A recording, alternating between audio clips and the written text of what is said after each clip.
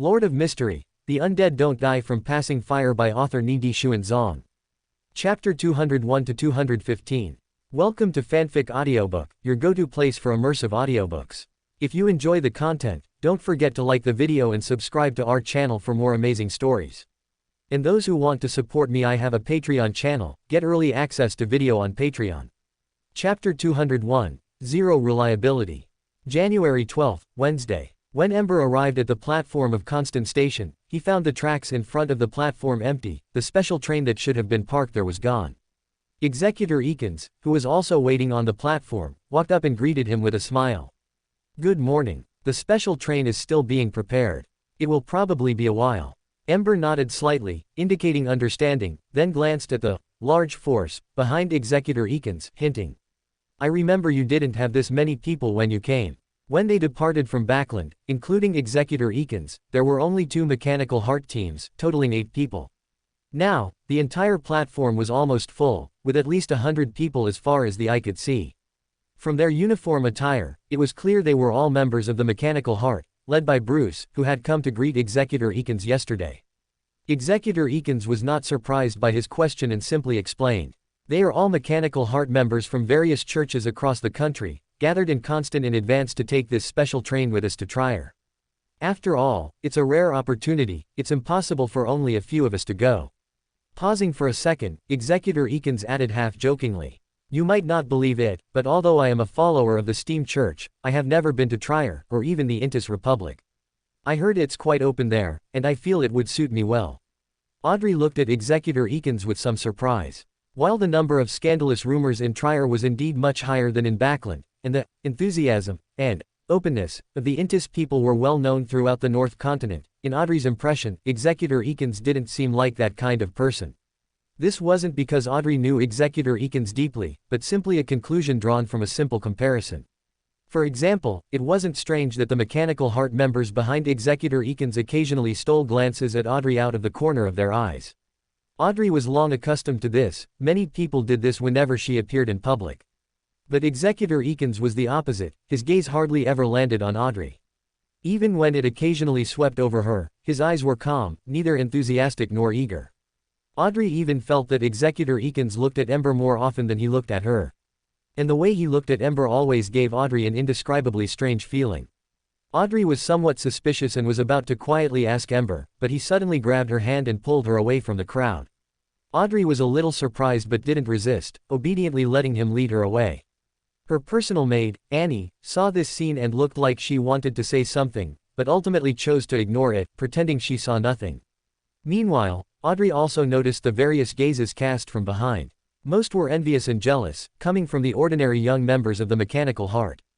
Besides that, there was a slightly bitter and helpless look, which came from the leader of the Mechanical Hearts, Awakens Bernard. After getting away from Executor Awakens and the others, Ember released the girl's soft little hand and suddenly said, "He's a Nanthong. Be careful." Audrey blinked. This wasn't the first time Ember had emphasized this point, proving that he genuinely felt Executor Awakens was someone to be wary of. And Audrey also knew that the word, Nanthong, was invented by Rosal the Great. But the problem was, if Executor Awakens was a Nanthong, shouldn't you be the one who needs to be careful? Audrey silently grumbled in her heart. Whoosh! Just then, a melodious whistle sounded from afar, echoing throughout the platform. At the end of the line of sight, the massive, monster-like steam locomotive, pulling more than 20 carriages, slowly pulled up to the platform. This was a fairly normal sight, but Audrey instantly sensed something was wrong.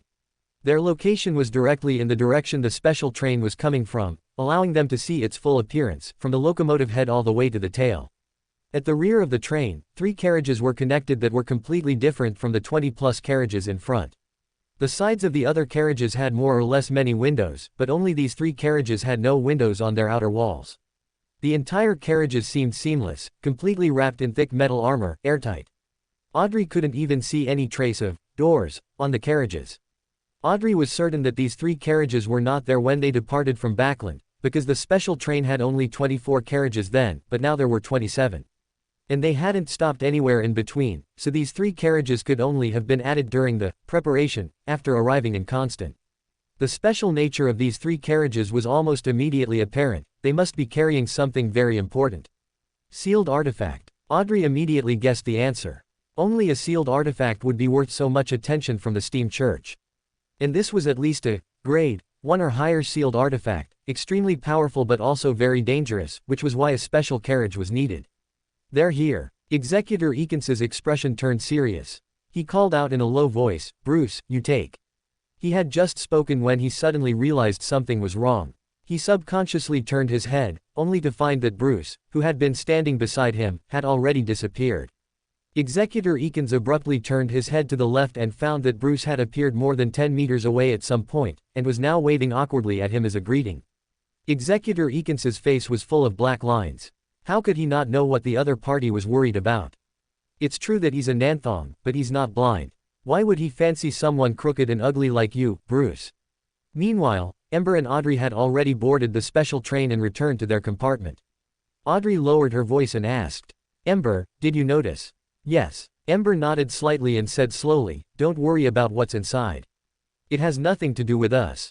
Audrey nodded silently. Since the steam church dared to transport those sealed artifacts by special train, they must have made proper arrangements. As long as there were no accidents along the way, these sealed artifacts should not affect them. As for why the steam church was transporting the sealed artifact from Constant to the Intis Republic, that was an internal matter for the steam church and had nothing to do with them. Whoosh! Accompanied by the sound of the whistle again, the special train slowly started, pulling carriage after carriage into the distance. The next stop was Delhi's city in the Intis Republic. Like Constant City, Delhi's city is also located along the coast of the Intersea. This is because the Intersea, as the sea bordering the Intis Republic, the Fosak Empire, and the Ruined Kingdom, holds a significantly important geographical position. Whether for commercial trade among the three countries or for the need to defend against enemy attacks from the Intersea, this has led the three countries, either actively or passively, to build large cities along the Intersea coast. For example, Constant City is the Ruined Kingdom's second largest city, surpassed only by the capital Backland, and also its largest industrial city. Delhi's city holds a similar position in the Intis Republic to Constant City, being the second largest city after Trier. And the capital of the Fosak Empire, St. Milan, was built directly on the Intersea coast. These three major cities are already large in scale, and coupled with the numerous medium-sized cities around them, this makes the Intersea coast one of the most economically developed and populous regions on the North Continent. This situation is partly due to the unique geographical advantage of the Intersea. On the other hand, it is also due to the contrast with their peers. The border area between the Intis Republic, the Fenaport Kingdom, and the Ruined Kingdom is precisely in the center of the North Continent. This is a vast central plateau, mostly belonging to the Fenaport Kingdom, with the western part belonging to the Intis Republic, and the eastern part occupied by the Ruined Kingdom. To the north of the central plateau, the Honachus Mountains extend, completely separating the Intis Republic and the Ruined Kingdom, stretching from the central plateau all the way to the Intersea coast. The Honachus Mountains serve as both the border between the two countries and a 1,000-mile-long mountain range, difficult for ordinary people to traverse. Therefore, if one wants to travel from the Ruined Kingdom to the Intis Republic, there is only one route: depart from Constant City, follow the Intersea coastal plain, and arrive at Delhi's city. Of course, one could also choose to go south, bypass the central plateau, and then head north to the Intis Republic. But this would require passing through the Fenaport Kingdom and traveling via Siegel or Leuenberg to enter the Intis Republic. Not only is the journey long, but due to passing through several countries, one might encounter various troubles along the way. For example, if it's for commercial trade, passing through the Fenaport Kingdom means an extra layer of customs duty would be inexplicably collected by the Fenaport Kingdom. And for both the Intis Republic and the Ruined Kingdom, this is unacceptable. Compared to being exploited by the Fenaport Kingdom, taking the route along the Intersea and coastal plain is undoubtedly faster and more cost-effective. And now, the route they have chosen is the former, along the Intersea coast. Inside the 24th carriage of the special train, Executor Eakins looked at the tightly closed door behind him and the completely enclosed carriages connected at the rear, asking with some worry, "Will it really be okay?" Bruce glanced at Executor Eakins and said calmly, "You've asked this many times, but I've already told you the answer: it will be fine." Executor Eakins made no comment, still looking troubled. "Honestly, I really don't know why you insist on catching it. And you have to use this special train to transport it to Trier. Aren't you afraid it will suddenly lose control? If this thing loses control in the city, who knows how many people will die? You don't have to worry about that at all." Bruce pushed up his gold-rimmed glasses, confidently saying, "Our plan worked perfectly. It has been quite quiet for the past 10+ days, with no unusual movements. I even dare say it's more well-behaved than your pet, your cat. I don't have pets. Executor Eakins denied it immediately, then retorted. And I'm talking about the, what if? What if something happens? Even a pet cat can scratch its owner. Bruce shrugged, saying indifferently. Even if there is a, what if, even if an accident happens accidentally, there will be that person to handle it. You and I don't need to worry. Pausing for a second, Bruce slowly continued. Ultimately, we just happen to be going the same way as it. Everything about it is outside our consideration. Besides, don't you have that mirror? If you're really afraid of accidents, why not just ask it? That mirror can't predict the future. You're deliberately trying to make fun of me, aren't you? Executor Eakins retorted angrily, unequivocally rejecting the idea of using Arodes. Bruce, in response, gave an uncharitable laugh. This made Executor Eakins's face darken, and he had already made up his mind that he would absolutely not use that mirror again unless it was absolutely necessary. If he had to use it, he would let someone else use it. At 6:15 in the evening, the sky was dim, the clouds rolled like scrolls, and the deep blue waves rose and fell. The white agate swayed up and down in this scene approaching a storm, like a toy in a giant's hand. But fortunately, it finally entered the harbor smoothly, arriving at Byam, the capital of the Rothschild Islands, the city of generosity. With the help of the wind, the speed along the way remained stable at 15 knots, allowing them to complete the entire journey half a day earlier than scheduled. But this also meant that the white agate would not continue forward. This was the end of the journey. Because from Byam eastward, all navigation would no longer be safe. If the Sonia Sea is divided into 3 parts, then the western Sonia Sea is the area under the kingdom's actual control, with very few pirates lurking nearby, making it a relatively safe route. Passenger ships like the White Agate only operate in this area. The area centered around the Rothschild Islands is the central Sonia Sea. The Rothschild Islands and Byam are the strongholds of the ruined kingdom's colonial rule in the central Sonia Sea, where a large naval base is established. This is also a key diocese of the Storm Church, with a senior deacon who can participate in the Privy Council stationed here long-term. But even so, the kingdom's influence cannot cover the entire Sonia Sea, and pirates occasionally plunder in this area. And if one goes further east from the Rothschild Islands, beyond a 3-day voyage, lies the vast eastern Sonia Sea, the paradise of pirates, a land of complete disorder. However, Klein's destination was deep within the eastern Sonia Sea, which meant he had to continue forward and had to find a suitable means of transportation in the Rothschild Islands. Of course, Klein could contact the Hanged Man, but Klein would only keep this as a backup option for now. Because he had another option, which was Danitz, and the Iceberg Admiral behind him. Although Danitz was reluctant, given that Klein still needed to deliver a message to the captain, he could only lead him to the Golden Dreams contact point established in the Rothschild Islands.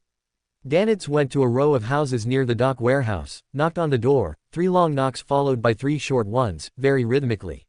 Soon, the door creaked open, and Danitz immediately greeted with a smile. Old Lin, didn't drink today. Old Lin, standing in the shadows, coughed twice and didn't answer, merely stepping aside. Danitz didn't mind and stepped forward, intending to enter the room. But the next second, a large hand suddenly pressed down on his shoulder. Before Danitz could react, his body was thrown out of the room by a great force, falling heavily to the ground. Bang! What are you? Danitz subconsciously questioned angrily, then he saw a holy light descend from the sky, landing inside the house. By the light of the holy light, he saw Old Lin's appearance in the shadows. His face was extremely pale, and his eyes were completely hollow. Ghoul. Danitz's expression changed slightly, but then he saw another figure inside the room, tall, dark-skinned, muscular, with hair curled like marbles. Steel, Mavati. Danitz's pupils contracted sharply. He immediately realized the contact point had been exposed and instinctively wanted to warn Gehrman Sparrow, but the crazy adventurer had already rushed into the room first. Chapter 202, Hungry. Here, have a. Sizzle, sizzle, sizzle. A pure, fiery, thick beam of light enveloped the room. Old Lin, who had been turned into a living corpse, was instantly melted, and the sacred radiance spread throughout the house. The light enveloped Mavati Steel, illuminating his dark skin, strong muscles, and curly hair like steel beads. Silently, Mavati's expression became increasingly contorted, and the surface of his skin showed clear signs of melting. At this moment, he was like a candle thrown into a burning fireplace. At this moment, Mavati Steel's extraordinary power erupted in response to the stimulus, turning into a hurricane that swept outwards. Beautiful, dreamy snowflakes immediately fell in the air, transparent, crystal clear ice spread across the ground, The trees on both sides of the road were suddenly covered in white frost, then quickly withered, showing obvious signs of decay. Lingering resentful spirits were awakened one after another, whimpering, sobbing, and screaming, dyeing the nearby area a gray and oppressive color. However, under the shroud of the sacred light, all resistance was ultimately futile. The falling snowflakes stopped, the ice on the ground quickly dissolved, the trees covered in white frost revealed their original brown color, and those awakened residual spirits, in terrified screams, turned into ashes and were completely annihilated. For Mavati, who was a living corpse, his body was like steel, able to withstand bullets and cannonballs, unafraid of fire, drowning, or various magic. He was strong and agile, but he had no resistance to attacks with sacred attributes, being completely countered. If he were facing extraordinary abilities of the same sequence, although Mavati would be countered, he might still be able to struggle a bit. But with only sequence 6, facing Thea Sacred Light, of sequence 5, and without outside interference, his fate was already sealed. Seeing Mavati steal, completely suppressed by Gehrman Sparrow, Danitz felt a strange sense of pleasure, but before he could even breathe a sigh of relief, his peripheral vision suddenly caught sight of a flying carpet flying from a distance, carrying 2 passengers. Danitz recognized them at a glance: Henriette, Crimson Thorns, with a bounty of £3,800, and Mavati Steele's deputy, Calm Skull, with a bounty of £1,500. They had been ambushed nearby and, upon seeing the magnificent beam of light, had already realized something was wrong and rushed to provide support immediately. Damn it! Danitz's heart sank. He glanced at Gehrman Sparrow, who was still suppressing Mavati, gritted his teeth, and proactively went to meet them. At such a critical moment, Gehrman Sparrow absolutely could not be disturbed. In any case, Danitz was still a pyromaniac of sequence 7. Even if he couldn't deal with Mavati Steel, of sequence 6, dealing with these crooked melons and cracked dates under his command was more than enough. Bang! Amidst the scorching burning sound of flames, 1, 2, 3 countless fire crows, like crimson stars, flew from all directions, flapping their wings, densely packed. They completely occupied the airspace in front of the flying carpet, their scorching heat seemingly wanting to burn it to ashes. But Danitz knew very well that even though his attack seemed impressive, it could only serve as an obstruction. Indeed, the 2 on the flying carpet easily broke through the fire crows' blockade, and deep blue waves swept towards the sea of fire where the fire crows had gathered. The collision of water and fire produced sizzling sounds, creating a large amount of white mist. And using the cover of this white mist, the flying carpet had brought the 2 people on it close. Danitz was on high alert, but the expressions of the 2 on the flying carpet changed drastically. Almost at the moment of arrival, they suddenly turned around and tried to escape. Danitz looked on with a stunned expression, subconsciously turned his head to look into the house, and only then did he realize that the beam of light had disappeared at some point, and the originally tall, oppressive Mavati Steel had now become a puddle of corpse almost melted under the holy light. He's dead already. Danitz felt incredibly unreal. Danitz hesitated for a moment, wanting to ask Gehrman Sparrow if he should pursue the enemy. But then he saw Gehrman Sparrow's left-hand glove suddenly extend a skin, and this layer of skin covered Gehrman's entire body in the blink of an eye. Backlash from a magical item. Danitz's expression changed drastically, and he subconsciously raised his guard. In the next moment, Gehrman Sparrow's body suddenly writhed. Starting from his waist and abdomen, his body extended wildly like rubber, reaching a length of more than 10 meters in the blink of an eye, like a slender, giant python with a human head. The only difference was that the surface of this giant python was not covered in scales, but in smooth skin that emitted a greasy sheen. This giant python twisted, coiled, and extended into the air, using its body as a weapon, sweeping towards the flying carpet in the air. The faces of the 2 on the flying carpet changed drastically, and they even forgot to use their extraordinary abilities, each pulling out the pistol and short knife from their waists. But neither the gunshots of the bullets nor the slashes of the short knives could even leave a single mark on that seemingly soft and smooth skin.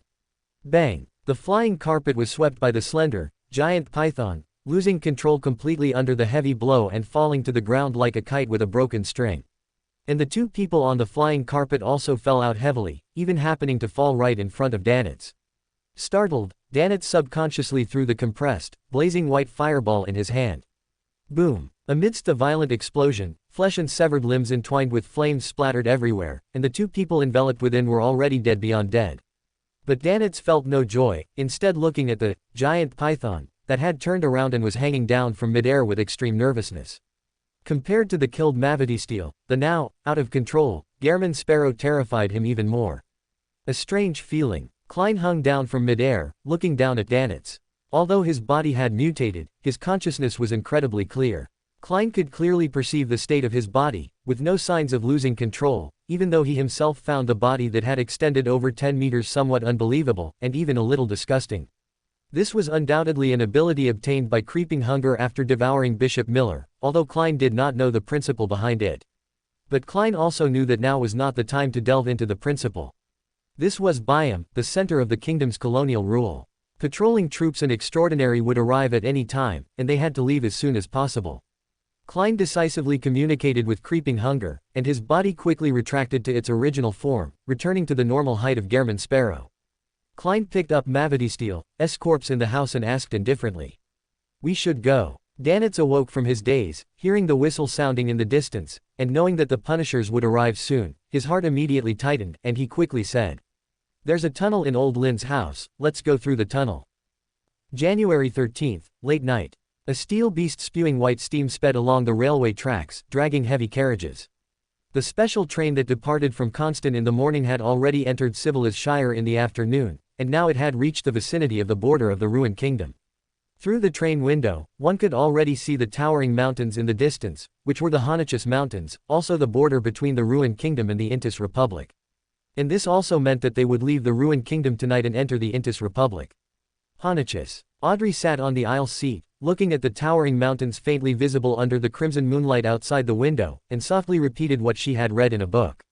In the field of history, there has always been a widely accepted view. For a period of time, whether short or long, the Solomon Empire and the Tudor dynasty coexisted on the North Continent. Their boundary was likely today's Honachus Mountains and Fenboot Plateau. Among them, the extension of the Honachus Mountains in Civilis Shire had a high probability of being a key area of contention between the two sides. And because the Honachus Mountains have always been sparsely populated, this has led to a large number of well-preserved ancient ruins in the mountains. For example, near the main peak of the Honachus Mountains, there are a large number of ancient ruins. Legend has it that the indigenous people here once established a powerful nation. Even today, historians and archaeologists still discover a vast palace composed of towering domes and huge stone pillars on the main peak of the Honachus Mountains. Audrey clearly had a strong curiosity about the Honachus Mountains, but her rationality also kept this curiosity limited to just curiosity. Her curiosity about the Honachus Mountains originated several months ago, when she was not yet an extraordinary and had a strong curiosity about all historical legends related to the extraordinary world. And now that she had become an extraordinary with a clear path of advancement, Audrey no longer longed for those historical legends as strongly as before. But this was also a goal she had once desperately pursued. In the past, she had even secretly planned to explore the Honachus Mountains after she came of age. Now that she saw them with her own eyes, even as an audience, Audrey couldn't help but feel a little excited. Her personal maid, Annie, stood quietly beside Audrey, always waiting for Audrey's instructions. Just then, the door of the adjacent compartment suddenly opened. Audrey subconsciously turned her head. It was Ember's compartment. Ember looked at the young girl on the aisle seat and asked with some confusion. "Not sleeping this late?" I can't sleep." Audrey blinked. After all, this was her first time going abroad. As for potential problems due to lack of sleep, Audrey wasn't worried. She was already a psychologist of Sequence 7, and her physical fitness had also improved slightly. Although not as significant as the physical enhancements of other sequences, it was still much stronger than ordinary people, and not sleeping for a day or two would have no impact. Ember didn't dwell on this issue too much and casually asked, "I'm going to the dining car to eat something. Want to come along?" Audrey rubbed her stomach, nodded reservedly, and then instructed the maid beside her. "Annie, you go back and rest first. You don't need to wait for me." "Okay, miss." Annie glanced at Ember and turned back to the compartment. Audrey stood up from her seat and followed Ember towards the fourth carriage at the back. Their location was the third carriage, and the dining car was located in the sixth carriage, with the seventh carriage being the kitchen. When they arrived at the sixth carriage where the dining car was located, there were already over a dozen mechanical heart extraordinary dining in the dining car, almost filling half of it. While Audrey was surprised that so many people were dining in the middle of the night, her gaze subconsciously fixed on one of them. Because the other person's behavior was simply too unique. He looked to be in his 30s, with neat brown short hair, wearing a formal three-piece suit, and a semi-high silk top hat on the table. Both his height and appearance seemed ordinary, but the plates on the table in front of him were piled up into a small mountain, estimated to be at least 20 or more. Even so, he was still eating non-stop, and at this moment, a female attendant was pushing a dining cart over, continuing to add food for him while clearing away the plates. This is too exaggerated, Audrey muttered softly in her heart.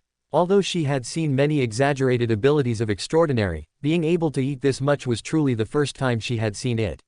The arrival of Ember and Audrey also drew the attention of others in the carriage, but most just glanced briefly before looking away. Even though many were amazed by Audrey's appearance, their morals did not allow them to keep staring at a strange lady. The female attendant pushed the dining cart to the seated pair, smiling as she handed them a menu. "Mr. Miss, this is the menu. What would you like to eat?" Audrey ordered a charcoal-grilled small steak, a pan-fried foie gras in red wine, a vegetable salad, and an ice cream without much hesitation. Ember looked at the menu and pondered for a long time, finally deciding to order the same set meal as Audrey. While waiting for their food, footsteps were heard from the back of the dining car. Audrey, sitting across from Ember, saw the person's appearance clearly and greeted them politely. "Good evening, Executor Eakins." "Good evening, Miss Audrey, Mr. Ash." Executor Eakins scratched his messy hair and sighed. "I don't know why, but I suddenly felt a little hungry in the middle of the night and wanted to come and eat something." As he spoke, he sat down at the table opposite Ember and Audrey. Then his gaze swept over the other Mechanical Heart members who were dining, and his brows furrowed slightly. Why are so many people dining together in the middle of the night? Is this normal? A trace of confusion flashed through Executor Eakins's mind, but then he shook his head and dismissed the thought. What could be abnormal? With so many people on the train, isn't it normal for someone to be hungry in the middle of the night? Executor Eakins rubbed his temples with a headache. Ever since adding those 3 carriages in Constant, he had been feeling a little suspicious and couldn't rest well. Chapter 203 Adam. Inside the dining car of the special train, Ember looked at Executor Eakins, who was sitting across the aisle with messy hair, and suddenly asked. Executor Eakins, is he a member of your Mechanical Heart? Executor Eakins glanced in the direction Ember pointed, and saw the middle-aged man with dozens of plates piled in front of him. He recalled for a moment before speaking. His name is Eric Sloan. He is the captain of a Mechanical Heart team in Constant, a weapon master of the Warrior Sequence 7. Just as most Night Watchers are from the Insomniac pathway, most members of the Mechanical Heart are from the Savants pathway, and Executor Eakins is no exception. This grants them extraordinary memory, learning, and practical abilities, far exceeding other extraordinary of the same sequence. And Executor Eakins had already reviewed the list of people who boarded the train in Constant before getting on, and remembered each of their names. However, Executor Eakins's expression at this time also seemed a little strange, because it was the first time he had seen someone who could eat so much, but since he was a member of the Mechanical Heart, he still added 2 sentences. After all, it's the Warrior pathway, it's normal to eat a little more, right? Warrior pathway. Audrey's eyes moved slightly, a little surprised. Why does the Steam Church have extraordinary of the Warrior pathway? Eric. Ember turned his gaze back to the man Executor Eakins called Eric, his eyes stopping at the top of the other party's head. Open black lens bracket, gluttony, Eric Orlando close black lens bracket. There is a title, there is a name, the name matches what Executor Eakins said, but the surname is different. This Mr. Eric obviously used a fake identity and deliberately mixed into the Mechanical Heart team. To achieve certain goals, he painstakingly boarded this special train heading to the Intis Republic. As for his purpose, it is not difficult to guess. The special train departed from Backland and did not stop at any station along the way, nor did it encounter any accidents. The only variable was the 3 carriages that were added in Constant. And Eric just happened to board the train in Constant, making it hard not to suspect a connection between these 2 things. In other words, the other party is likely coming for the things in those 3 carriages. But this is not the focus of Ember's attention, the focus is on the other party's title. Open black lens bracket gluttony close black lens bracket. This immediately made Ember think of someone he had seen before. Royal Advisor, member of the Psychological Alchemy Society's Council, Herwin Rambus. And Herwin Rambus's title is Pride. As his name suggests, Herwin Rambus's behavior is also like his title. Although he disguised himself as a kind and friendly old man, his every word, action, and even gesture carried a hint of arrogance. And the one in front of him, like his title, is a true gluttony. One is pride, one is gluttony. It's hard not to think of the 7 deadly sins: pride, greed, lust, jealousy, gluttony, wrath, and sloth. And Herwin Rambus is a member of the Psychological Alchemy Society's Council, so what about the one in front of him? Is he also a member of the Psychological Alchemy Society? Clang. Clang, clang. Accompanied by the sound of the train running on the tracks, the scenery outside the window suddenly dimmed, and only the lights in the restaurant remained bright. The people in the restaurant were not surprised by this and continued to enjoy the food on their plates. Just now, the train entered a tunnel thousands of meters long. This tunnel itself is also one of the symbols of the border, because the exit on the other side of the tunnel is located within the Intis Republic. Click. At the same time, Eric seemed to sense something, looked at the dim mountain wall outside the window, and suddenly stood up. He scanned around, took out a small exquisite iron box from his pocket, poured out a handful of white flat round candies from it and stuffed them into his mouth, chewing hard as he left the dining car.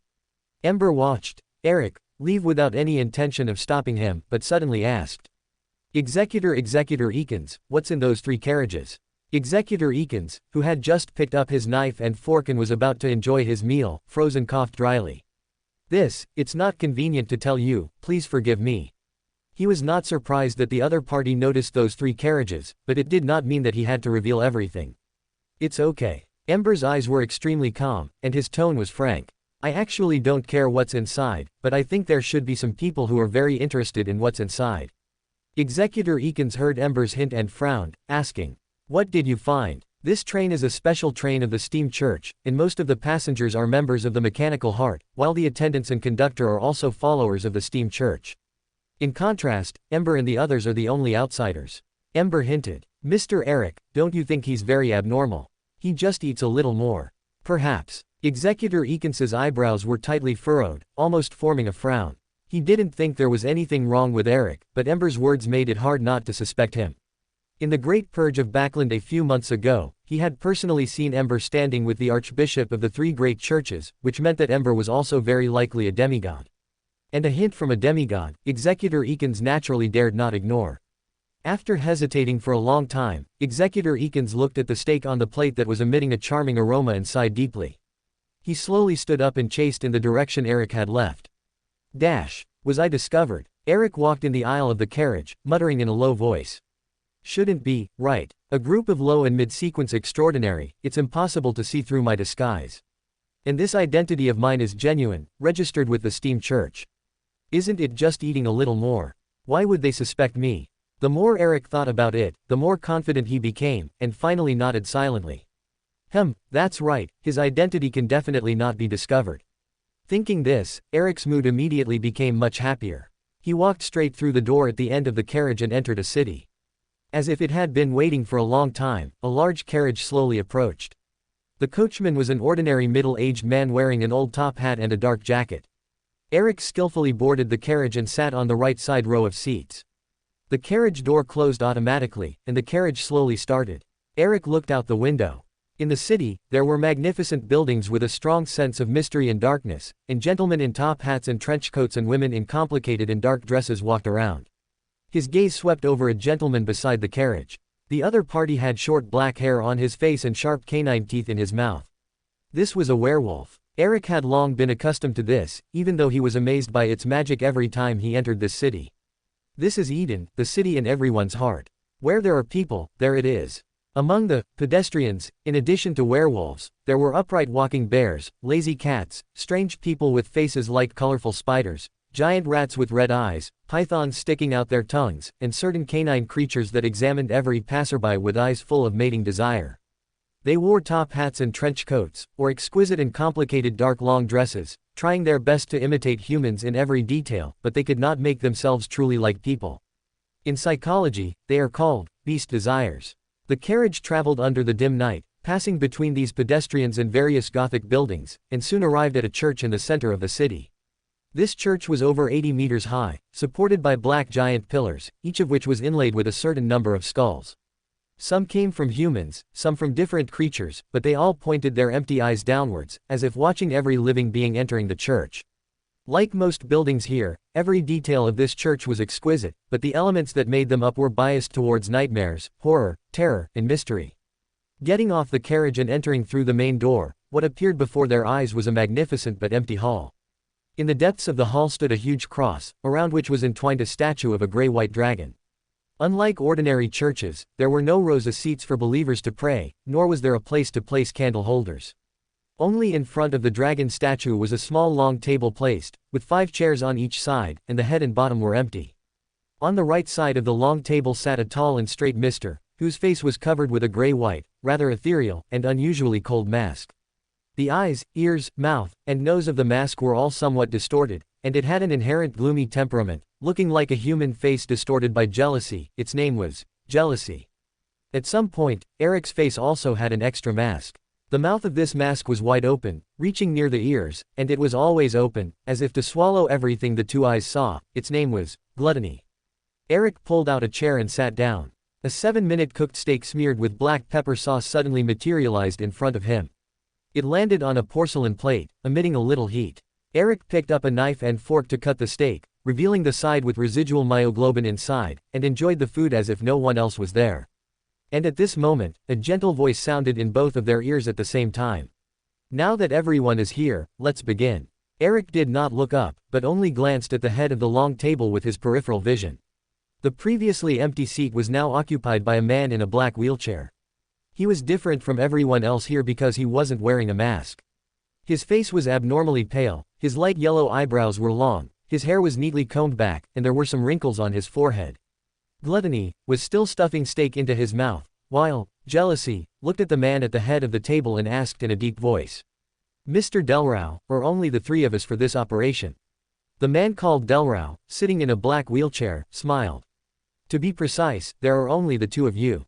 After a second's pause, Delrau continued, "Actually, there were originally 3 people for this mission, but I believe you have heard. A major event happened in Backland. King George III was assassinated, and the Psychological Alchemy Society's forces in Backland were severely damaged as a result, with many members losing contact.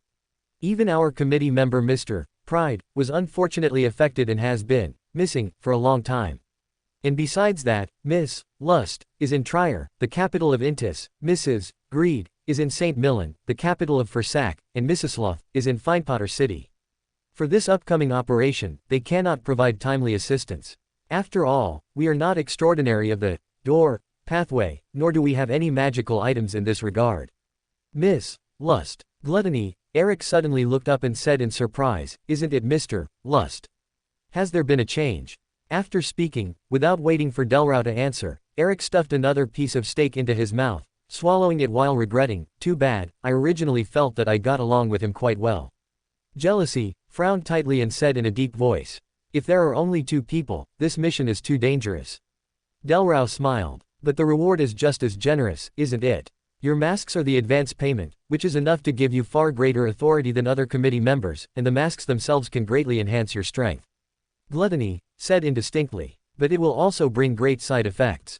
This is only temporary." Delrau shook his head and said with a smile, "Personality masks will have a negative impact on your mental state and true personality, which is indeed something to be aware of. But you are all experts in the field of the mind, and you have enough ability to solve this problem." After a second's pause, he looked at Gluttony, who was gorging himself, and emphasized, "Of course, it may take some time to adjust, but overall there won't be any major problems." Gluttony pretended not to hear and silently materialized a bowl of cream soup, drinking it down in large gulps. Jealousy asked again, "Can't others also get masks in advance? Why are only we required to perform this dangerous mission? As long as they have masks, they can enter this city at any time, and then they can board that special train under our leadership, which will also increase the success rate." "Unfortunately, no." Delrau's smile subsided a little, and he calmly refused. "They will have the opportunity to take their masks out of Eden in the future, but not now. Moreover, even without counting the reward for completing the mission, the portion advanced now is already far beyond the degree of danger. If you are unwilling to perform this mission, I can apply for an exchange with others for you."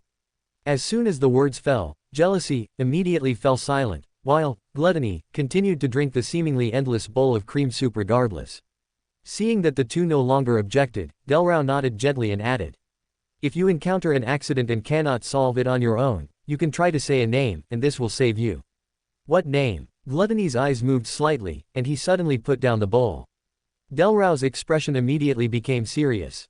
"It comes from the holy scripture of the creator of the 3rd epoch, and it involves the highest mysteries of the mind, and is closely related to something in our psychological alchemy society. It is Adam." Chapter 204, Infinite Train. Clang, clang, clang. The collision of train wheels on the tracks echoed in the tunnel several thousand meters long. A ray of light burst from the deep, dark tunnel, illuminating the earth adorned by the night. The bright yellow light and the red moonlight complemented each other. The locomotive was the first to rush out of the tunnel, dragging the long carriages back under the shroud of the red moonlight. Tap, tap. Eric advanced along the carriage aisle, heading all the way to the rear. The red moonlight shone through the windows onto him, as if draping him in a layer of hazy crimson cloak. Eric. Executor Eakins quickly caught up from behind. Looking at Eric, who was still moving towards the rear of the carriage, he immediately felt a sense of unease and shouted a warning. Stop. Your carriage isn't this way. Where are you going? While scolding Eric in an attempt to distract him with words, Executor Eakins quietly reached for the revolver at his waist. That was another sealed artifact under his control. Ember's reminder, along with Eric's abnormal behavior, had already made him wary. Snap. Eric suddenly stopped. He slowly turned his head with seemingly deliberate movements, looking at Executor Eakins behind him with unusual calmness. You. Executor Eakins's breath hitched. As Eric turned around, he couldn't see Eric's face, only a cold, grayish-white mask. The mask's mouth was split almost to the ears, as if it wanted to swallow everything the two eyes saw. There's nothing strange about this, it's just an ordinary mask. Eric just needs to find Bruce about something, there's nothing wrong. Never mind, what am I bothering with this for? I should hurry back and get something to eat. Even though Eric hadn't said a word, Executor Eakins's expression softened. He waved at Eric and turned to leave. Eric, wearing the gluttony mask, also didn't speak. He turned back and continued towards the rear of the carriage. Along the way, he also encountered a few extraordinary from the mechanical heart on night duty. Without exception, they actively cleared the path for Eric without even needing verbal communication, allowing him to reach the 24th carriage at the rear unimpeded. Eric stopped again, looking ahead. Unlike the open carriage doors connecting other carriages, the 25th carriage connected to the 24th had neither a door nor windows. All it had was thick, airtight armor made of silver-gray metal. It was as if this carriage was never meant to be opened by anyone since its design. But if he were to forcefully break it, the commotion would inevitably be significant, which didn't align with Eric's expectations. Fortunately, Eric wasn't surprised by this. He had already anticipated such a situation and prepared a corresponding strategy. He reached into his side pocket with his right hand and pulled out an antique-shaped bronze key. It was half a palm wide, almost as long as his palm. This wasn't a powerful magical item, but at times, its ability was far more useful than other powerful extraordinary abilities. This was because the extraordinary pathway it corresponded to was door. Eric placed the key against the silver-gray metal armor of the 25th carriage. With just a gentle twist, the originally thick silver-gray metal armor rippled like water, opening an invisible door on the hard armor. Eric stepped forward, passing through the door, composed of layers of ripples. However, unlike what Eric had imagined, it wasn't completely dark behind the door. Inside this carriage, which was completely sealed from the outside, there was still a faint yellow light. This allowed Eric to see the full layout of the entire carriage. Unlike the other carriages, there were no rows of seats, no compartments separated by walls, and not even any people. The entire carriage was empty. Under the dim yellow light, he could see straight to the end, there was nothing here. Eric didn't find anything of value, let alone the target of their trip. This made Eric frown slightly, but he quickly remembered that there were a total of 3 such carriages. Eric's eyes shifted slightly, and he quickly walked to the rear of the carriage, arriving at the junction with the 26th carriage. As before, there was no door at the connection between the 25th and 26th carriages, only thick silver-gray armor. Eric repeated the process, placing the key against the carriage's metal armor again. With a gentle twist, he immediately felt as if he had entered water, then rippled outwards, passing through the carriage. Immediately after, the full layout of the 26th carriage also came into view.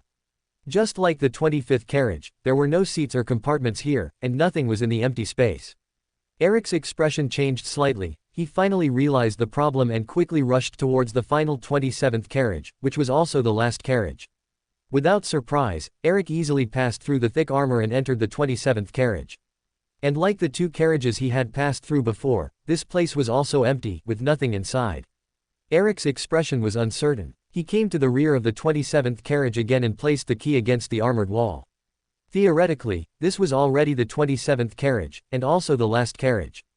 Beyond this should be the locomotive. This was a double-headed train, with a locomotive at the rear as well. Eric didn't hesitate at all, directly twisting the key. His entire body passed through the carriage as if submerging into water.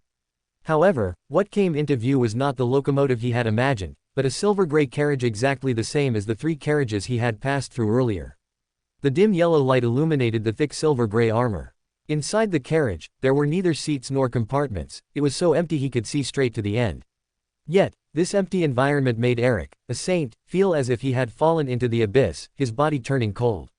He should have appeared in the locomotive, but instead, he appeared inside a carriage, in the non-existent 28th carriage. But Eric clearly remembered that this train only had a total of 27 carriages. Inside the dining car of carriage number 6.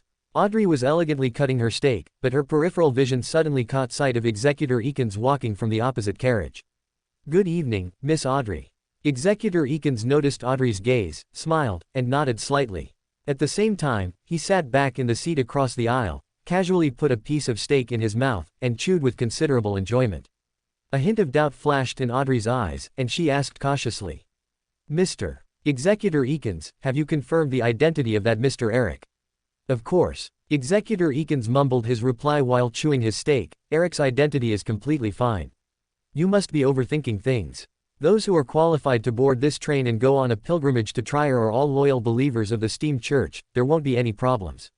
Pilgrimage. Audrey murmured the word softly. For the major churches, pilgrimage was not an unusual matter. For example, St. Samuel Cathedral, as the largest and most sacred church of the night in Backland, saw countless believers come to pray or go on pilgrimage every day. And some extremely devout believers would also specifically travel to the St. Hall in Winter County for a pilgrimage. And for evil gods, there was also a tradition of pilgrimage. For example, an extreme believer of the Aurora Order mentioned by Mr. Hangman, who took his child, Jack, out to sea to seek the kingdom of the true Creator. And according to Mr. the Sun's description, that child named Jack did indeed successfully reach the land abandoned by God. The St. Hall of the Steam Church was located in Trier, the capital of the Intis Republic. It wasn't strange for them to organize a pilgrimage from the ruined kingdom to Trier. But for some reason, Audrey always felt that this pilgrimage didn't seem pure. Ember looked at Executor Eakins, who was stuffing himself, and suddenly asked, "Where is Eric now?" Executor Eakins was startled and answered subconsciously, "He went to find Bruce." Before he finished speaking, Executor Eakins suddenly paused. Because he saw a familiar figure appear before him, it was Bruce, who had boarded at Constant Station. Executor Eakins's thoughts became briefly disordered. The chaotic and conflicting thoughts made it difficult for him to sort things out. He couldn't help but ask, "Bruce, did Eric come looking for you?" Bruce raised an eyebrow, puzzled, and asked, "Who? Eric? I haven't seen him. Why are you asking?" Executor Eakins's thoughts were still in chaos. He opened his mouth but forgot what he wanted to say. He didn't even know what he should do. Just then, a crisp ringing sound came from beside his ear. He subconsciously turned his head, only to find that a delicate and intricate holy bell had appeared in Ember's hand at some point. And accompanying the holy bell was a cluster of holy light slowly spreading out like water ripples. Executor Eakins's thoughts exploded in an instant, then returned to normal in an instant.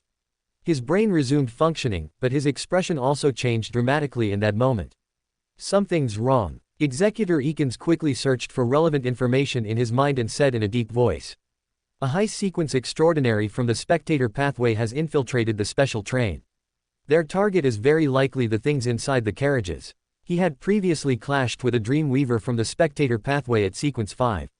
But even a Sequence 5 combat hypnosis couldn't easily hypnotize him when he was already alert and there were no external disturbances. This meant that the Eric he saw was at least a saint at Sequence 4. Bruce's expression changed, realizing the seriousness of the problem. He couldn't think of anything else besides the things inside those 3 carriages that would be worth a saint at least at Sequence 4 specifically infiltrating their special train. But even if they realized this, they were powerless. Both he and Executor Eakins were just executors at Sequence 6. Even if they could contend with Extraordinary at Sequence 5 by relying on the sealed artifacts they controlled, they were completely helpless against a saint at least at Sequence 4. Executor Eakins, who was hypnotized without realizing it during their previous encounter with Eric, was the best proof. Executor Eakins clearly realized this as well, which made him subconsciously turn his gaze towards Ember. If there was anyone on the train who could stop that saint at Sequence 4, it might only be Ember. But he was an outsider. Moreover, after such a long time, that saint from the spectator pathway might have already entered those 3 carriages. If they asked Ember for help, wouldn't that also require him to enter those 3 carriages? After much hesitation, Executor Eakins gritted his teeth and made a decision, saying in a deep voice, "Mr. Ash, we need your help. Please try your best to stop that saint who infiltrated the train. We will provide corresponding compensation after we arrive in Trier." Executor Eakins took a deep breath. Regardless of the consequences of his decision, it was better than just waiting for death. Bruce opened his mouth but didn't choose to speak up and stop him, because he thought there truly was no better way now. Ember didn't respond to Executor Eakins's request immediately. Instead, he asked, "Didn't the Steam Church send people to guard those carriages?" "Yes." Executor Eakins hesitated for a moment, then slowly spoke, "There is a saint responsible for guarding them." A trap. At this moment, Eric, who had passed through several carriages consecutively and was now inside carriage number 131 feet, frowned deeply. These carriages were clearly abnormal. He had completely passed through their supposed length. This might be the extraordinary ability of the sealed artifact stored inside the carriage, and perhaps it was precisely because of this peculiarity that these carriages built with special materials were needed. But the problem was, Eric, who was already inside, didn't know how to escape now. He had also tried returning to carriage number 25, but no matter how many carriages he passed through, he would eventually appear inside the exact same empty carriage with no seats or compartments. He seemed to be completely trapped within these silver-white carriages, unable to return to the 24th carriage, and forever unable to escape. Eric's eyes flickered. He suddenly walked quickly to the middle of the carriage, his gaze directed towards the side wall. No matter how many carriages this train had, no matter how infinitely its length extended, its width was always limited. Eric didn't hesitate at all. He placed the key against the carriage wall, gave it a gentle twist, and his entire body passed straight through. In Eric's expectation, he should have appeared outside the speeding train, under the deep night sky. But when he opened his eyes, what came into view was still a silver-white carriage. The carriage was empty, silent and still. Eric's gaze turned cold. Multiple attempts had gradually made him lose patience. Without hesitation, his back slightly curved, and his body visibly expanded. His pupils elongated vertically, changing from light blue to golden yellow. His face, the back of his hands, every inch of exposed skin, grew grayish-white scales like stone. His body rapidly expanded, instantly turning into an extraordinarily massive monster. Except for his head, which still maintained a human form, the rest of his body had completely mutated, like a grayish-white dragon that hadn't fully evolved or completely grown. This dragon had 2 grayish, skin-covered wings on its back. Its limbs were relatively thick, and the grayish-white scales on its surface were engraved with complex and 3-dimensional mystical symbols. These symbols extended inward into its flesh and outward into the surrounding void, seemingly interwoven into something that didn't belong to the real world.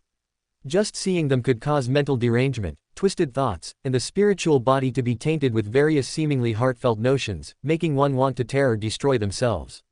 Dragon transformation. Incomplete mythical creature form. Eric wasn't prepared to remain trapped in this bizarre cycle.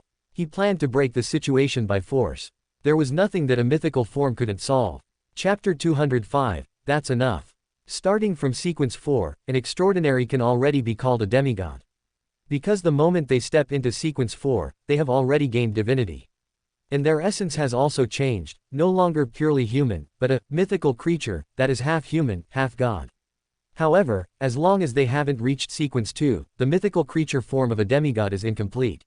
Therefore, for powerhouses at this level, manifesting a similar form is something with very obvious advantages and disadvantages.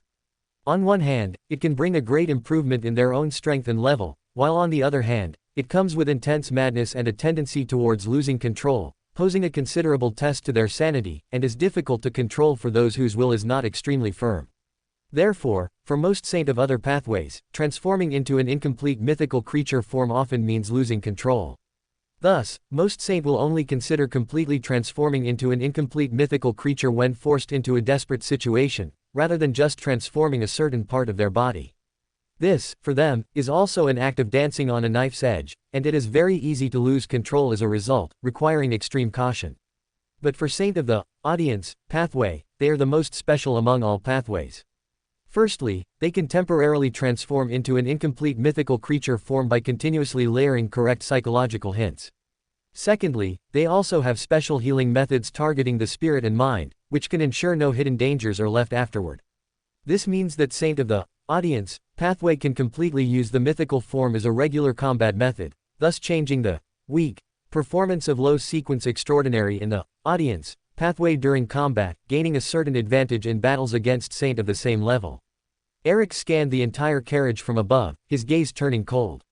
Having transformed into an incomplete mythical creature form, he was large enough to completely burst the entire carriage with his size, although his length might not be sufficient. However, both the width and height had exceeded the limit that the carriage could accommodate. But just as his body expanded into a dragon, the carriage itself was also rapidly expanding, forcibly accommodating him who had already become a dragon. A mere sealed artifact, even if its power leaked, could not achieve such flexible adaptability. This meant that everything he was experiencing was being manipulated by someone. The other party trapped him here, but at the same time was afraid that his dragonized form would destroy the carriage, which is why they caused the carriage to expand as well. Since that was the case, it was now his turn. Eric, who had transformed into a dragon, stomped his 4 huge dragon claws heavily on the carriage floor. He swung his sharp and hard huge dragon claws, slashing towards the side carriage wall without hesitation. If he said he would break the situation violently, he would break the situation violently. Crack! The sharp dragon claws easily tore through the carriage's armor, leaving 3 shocking claw marks on the thick armored wall. It left no doubt that if this claw were to land on a person, it would absolutely shred their body completely. But even so, Eric was still unable to see what was on the other side of the armored wall as he wished.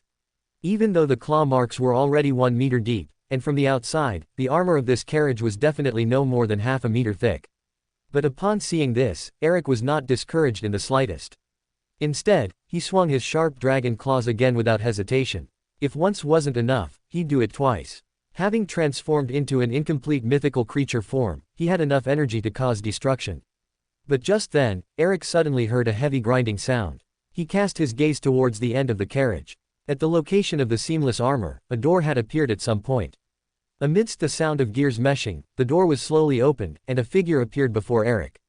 It was an old man wearing a white priest's robe, a clergyman's soft cap, and with a kind and gentle face. Eric's golden vertical pupils swept over the old man indifferently. He recognized the other party's identity. That was the Archbishop of the Beckland Diocese of the Steam and Machinery Church, a member of the Divine Council, Horamic Hayden. Horamic calmly gazed at the massive dragon before him and slowly said, "A saint of the audience pathway, what are you looking for here?" Roar. Eric barely hesitated at all, raising his neck and letting out a dragon roar.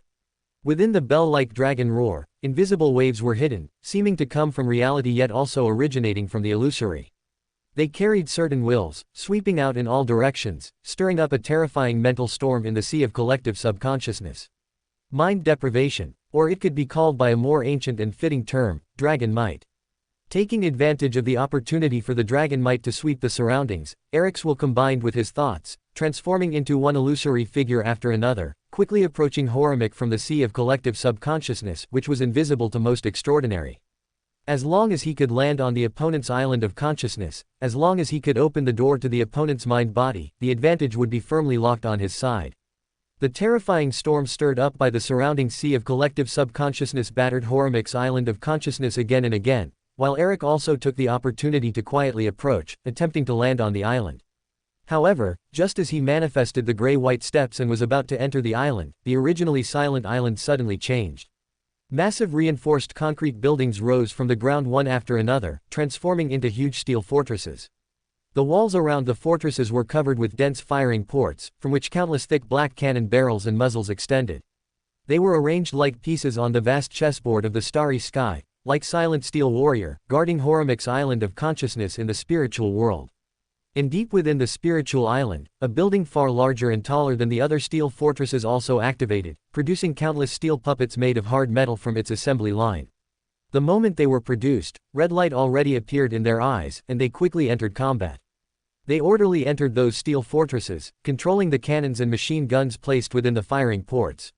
Like a massive war machine, this island of consciousness completely came alive. Countless shells and bullets formed a dense array of metal storms, capable of easily tearing apart intruders who wished to land on this island without permission. It is difficult for extraordinary of non-audience pathways to enter the sea of collective subconsciousness, nor can they invade others' islands of consciousness through the sea of collective subconsciousness, but this does not mean they will surrender when faced with an invasion. Just like a saint such as Horamek, he can completely build his island of consciousness into an impregnable eternal fortress.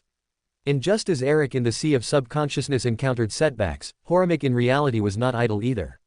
He could not, like Eric of the audience pathway, launch attacks in both reality and the spiritual world simultaneously. However, the counterattack within the island of consciousness was more of a self-defense mechanism and did not require him to personally control it. This also meant that in reality, he could put an even greater effort to counterattack. Horamek slowly extended his right hand towards the dragon in front of him. With a creaking sound, his left hand folded down at the wrist, but instead of bones breaking through the skin and bringing out flesh and blood, it revealed 11 slender gun barrels gleaming with metallic luster. This was a miracle originating from Rosal the Great. This emperor held a significant position in the history of the Steam Church, and some of his designs have been used in the Steam Church to this day. Just like the weapon in his hand, in Rosal the Great's conception, the powerful firepower of this design was enough to destroy all invading enemies. Rosal the Great named it 1130. A simple and unpretentious name. Click. The sound of gears meshing and turning echoed within Horamek's body, and intense and rapid spiritual radiance erupted. Inside the carriage wrapped in silver-white armor, the man wearing a shirt, vest, and a three-piece suit raised his head and looked towards the opposite carriage. He was wearing a gray-white illusory mask on his face, named jealousy. Under the effect of psychological invisibility, no one noticed his appearance, nor did anyone realize that there were actually two people who had infiltrated this special train. But the moment they entered carriage 25, everything changed. Jealousy and gluttony also departed from carriage 24 feet, but he couldn't find gluttony in carriage 25. Because the moment before entering the carriage, they had been separated by an invisible force, located in different carriages. And as the person in charge of Delhi's city in the Intis Republic, jealousy had a deeper understanding of the Steam Church than gluttony, and he knew some information that gluttony did not. For example, the sequence 2 angel of the perfectionist pathway is the knowledge instructor. And the most significant core ability of this sequence is the manipulation and alteration of laws. It sounds somewhat similar to the abilities of the judge pathway, but in reality, the two are completely different. The judge pathway corresponds to order. The manifestation of its extraordinary abilities is the formulation, planning, and alteration of order. They can make the environment within a certain area more favorable to themselves by formulating order. And the perfectionist pathway corresponds to rules, physical rules. The angel of this pathway can change the most basic physical rules, can easily do things that violate physical laws, and can easily display miracles that others find hard to imagine. They can formulate physical rules without gravity, allowing ordinary people to fly freely in the air. They can make water burn, incinerating the entire world, make fire the source of life, nourishing all things, and they can also make water highly poisonous, causing everyone to be poisoned to death by water. They can also turn close into far, containing infinite space within a foot-long distance, and they can turn far into close, crossing distant distances in an instant. And to achieve all this, only a small modification to the physical rules is needed. The continuously repeating carriages they are currently experiencing are undoubtedly an alteration of physical rules. The carriages that look like only 3 from the outside, based on the alteration of physical rules, can have their interior become an infinite train, containing countless carriages. This is true, close as far. If there wasn't an angel of the same rank, if this alteration of the world's most fundamental physical rules couldn't be broken, even a saint would be forever trapped and unable to escape. No matter if they leave the carriage from the front, back, left, right, up, or down, they will only enter the next carriage, forever repeating, forever cycling, with no end. Even if they break this carriage and completely destroy it, they will ultimately only appear in a larger carriage. Because the moment they stepped into these carriages, everything was already destined. The angel who set the rules didn't even have to do anything, they would trap themselves in these few small carriages. Of course, the premise for all this is that the one doing all this is a true angel, a true knowledge instructor. But this possibility is small, even quite unrealistic. Because if it were a true angel, let alone 2 saint invading the train, even 20 saint wouldn't be able to cause any trouble. The moment they entered the carriage, that angel would be able to kill them completely. But the other party didn't do that, instead, they merely mechanically trapped them here. This means that there is likely no angel on the special train, there are only these few carriages whose rules have been altered by an angel. Of course, even without an angel, there must be a corresponding saint in charge. But since that saint did not show up immediately, either they have been entangled by gluttony and cannot free their hands, or the other party is afraid of the combined strength of these two saints and dare not act, only wanting to trap them here. And no matter which possibility it is, it means that the other party does not have enough strength to deal with them, otherwise there would be no need to separate them. Putting them together would certainly be more troublesome, but for true powerhouses it would also be more convenient to resolve.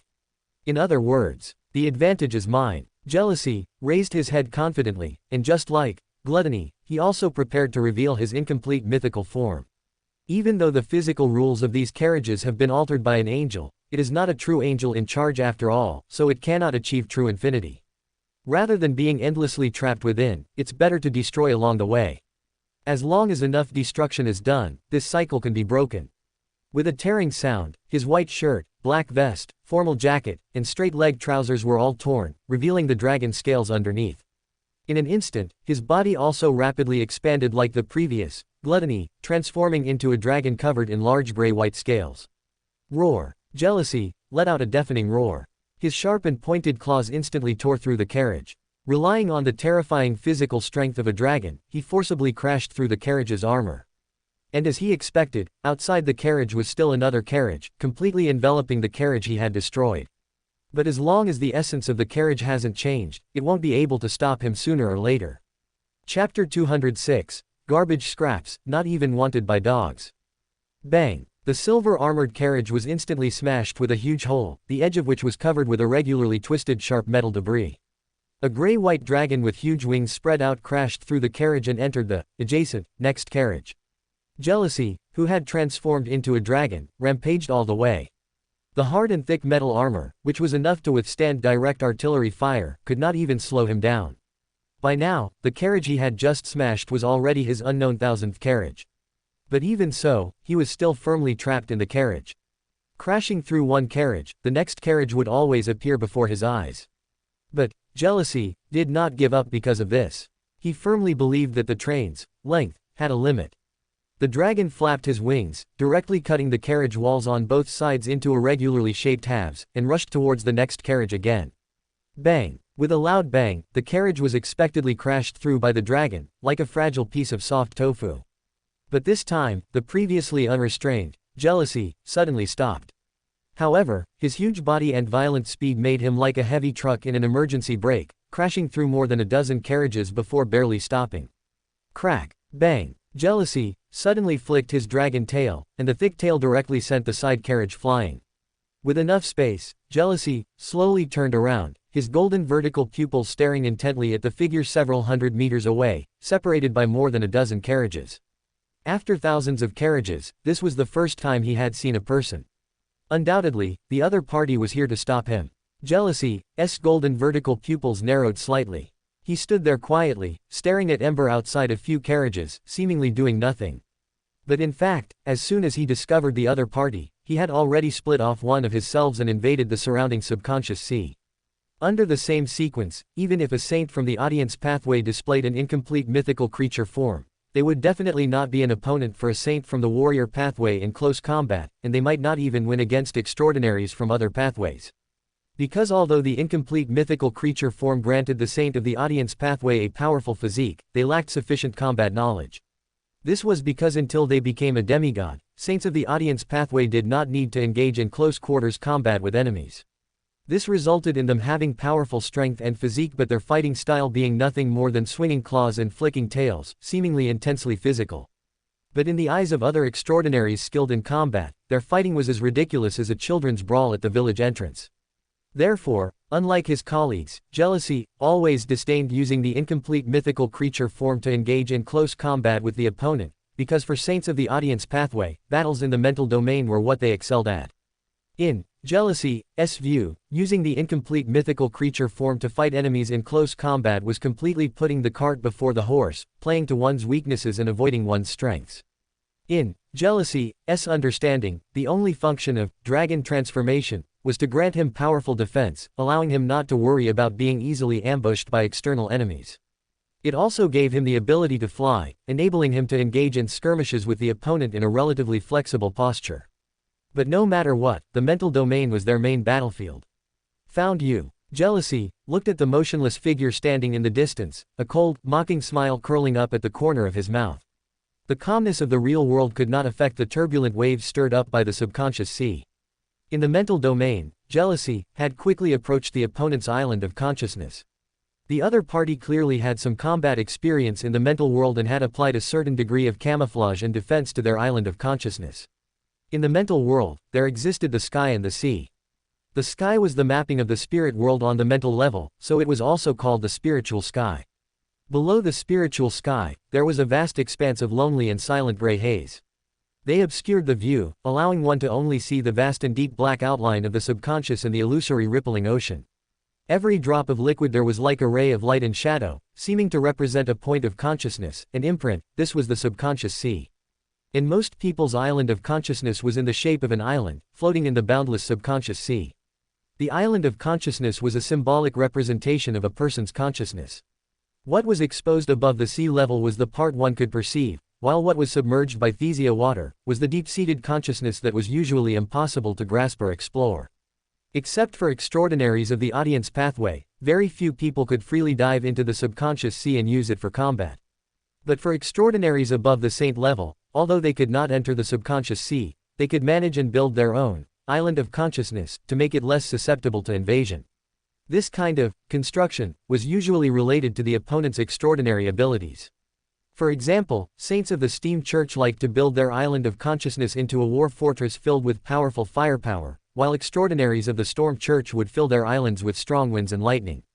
However, the island before him surprised jealousy, because the state the island presented was a cluster of flames. That cluster of flames looked extremely weak, appearing precarious under the battering of the terrifying mental storm in the subconscious sea, as if it could be extinguished at any moment from being submerged by Thesia water.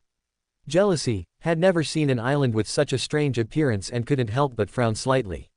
He didn't understand why the other party would turn their island into this appearance, nor could he link it to any other extraordinary ability he knew. Arsonist of the hunter pathway. Jealousy murmured softly, vigilance secretly rising in his heart. One sequence of the hunter pathway was called Ischemer, and another was called Provoker. Extraordinaries of this pathway were extremely skilled in schemes and tricks. What seemed calm might hide unimaginable traps. And this seemingly weak flame island before him might also hide an unimaginable island within. Of course, there was another possibility. The other party's spirit had suffered heavy damage, causing their island of consciousness to be reduced to a state where only a cluster of flames remained. And no matter which situation it was, jealousy was not prepared to give up this rare opportunity. In terms of physical combat in reality, he might not have a significant advantage. But in battles in the mental domain, extraordinaries of the audience pathway were invincible. Whoosh! Below the flame island, in the deeper part of the subconscious sea, large swaths of gray haze parted like a tide, revealing a stone staircase that had appeared at some unknown time. Upon the staircase, a figure rapidly ascended in a flashing motion. It was a tall man with a straight posture. He wore a gray-white, rather illusory, and exceptionally cold mask on his face. The eyes, ears, mouth, and nose of the mask were all slightly distorted, and it inherently carried a somber aura. It was precisely jealousy. Following the materialized stone staircase, jealousy finally arrived near the flames and stepped into them without hesitation. During this process, various thoughts, spirits, desires, and wills swept out like a storm, invading the cluster of flames, along with jealousy. This was a high-sequence ability belonging to the audience pathway, a combination of manipulator, mental plague, and mind deprivation, which could cause every affected and eroded creature to suffer pollution and go mad on the spot. Even if the invaded target had a firm will, they would inevitably show symptoms similar to schizophrenia, unable to maintain their best state. And once the opponent showed even the slightest flaw, the saint of the audience pathway would seize it and expand it into a loophole, increasing their madness.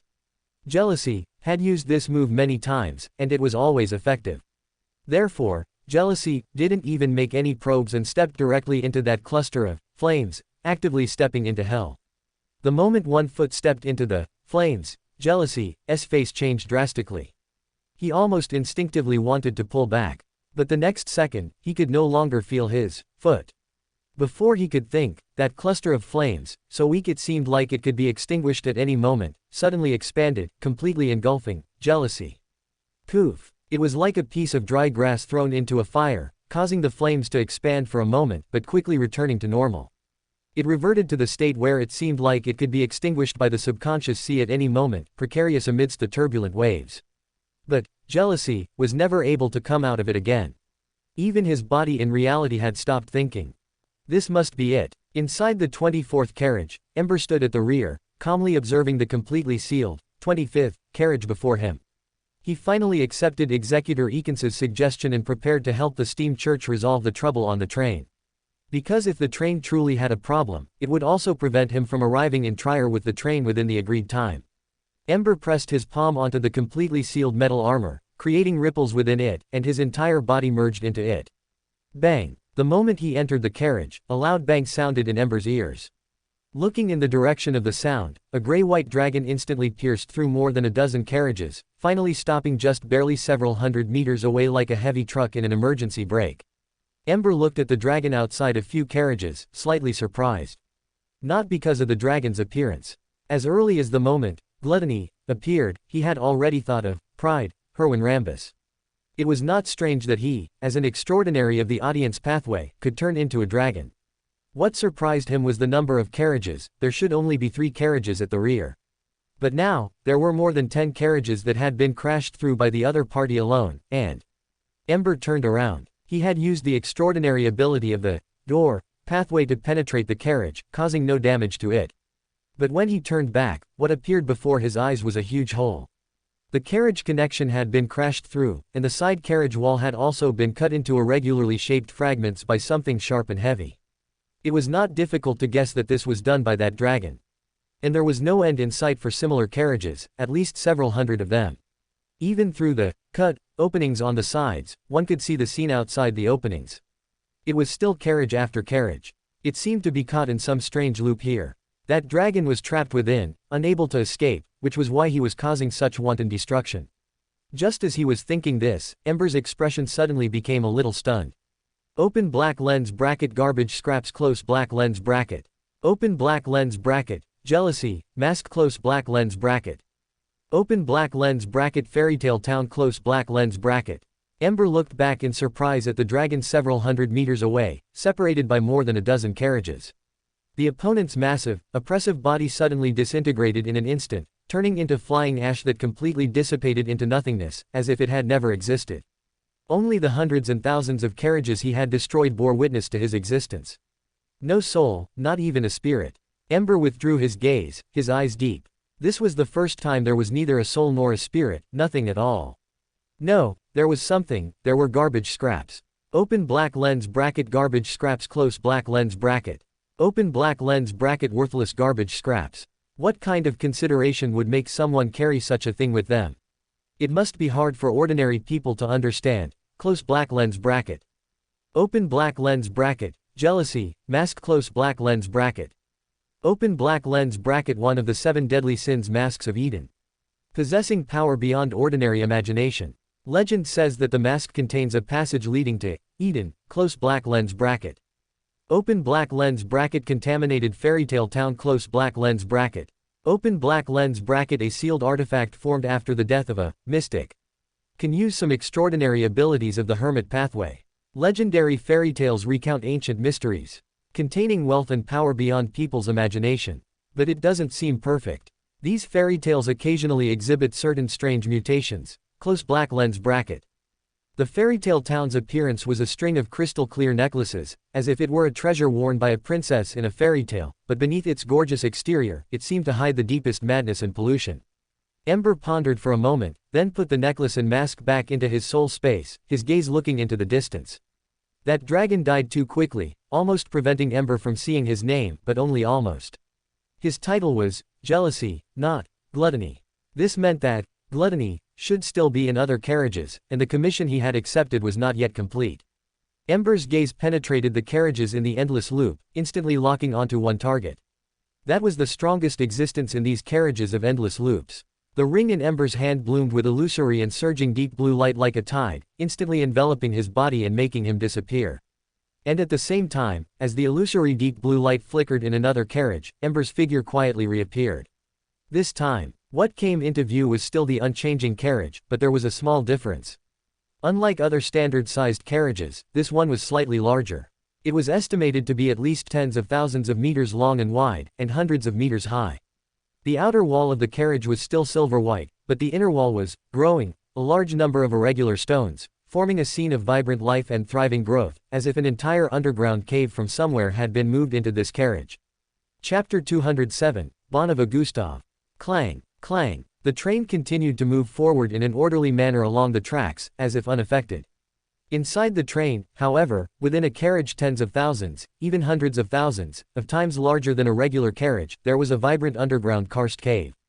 The ground underfoot was flat, a large area covered by clear, mirror-like accumulated water. Above were sharp stalactites hanging down, yet strangely, they were covered in a brilliant and beautiful starry sky. Purple-red nebulae dotted with countless sparkling stars formed a dreamlike scene. The nebulae seemed to possess infinite magic, attracting and captivating those who came here. But in the distance, at the junction of the ground below and the nebulae, at the top of the cave, a giant monster was even more eye-catching. It had an incredibly long body, composed of countless brilliant stars. But when these stars, which looked beautiful and vibrant individually, were combined, the shape they formed was nauseating and extremely disgusting. Its torso had 6 wide, withered, gray-black arms, like the limbs of an arthropod, supporting its movement. Behind these 6 huge withered arms, there were also 2 pairs of giant transparent cicada wings, gradient from deep purple to transparent from the torso. The closer they were to the stars making up the body, the more vibrant the color. At its tail was a huge scorpion-like barb, sending shivers down one's spine. And at its head was a skull that could cause extreme mental pollution, an enlarged human skull at least 100 times its size, with 4 sharp, pointed mouthparts, held in its mouth. It seemed to be a born combination of beauty and ugliness. The stars forming its body and the gradient cicada wings were incredibly beautiful, but when everything was combined, it only gave a sense of terrifying madness. If it were an ordinary extraordinary, they would likely lose control on the spot just by looking at it. That was pollution from the starry sky, the ancient ominous being, the dark star, St. And the target Ember had locked onto earlier was precisely this thing.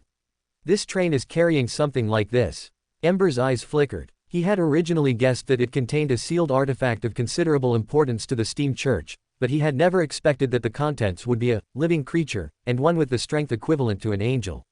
Half a month ago, he had seen St. above the palace, and that one had been jointly eliminated by Ariana and the royal family's angel.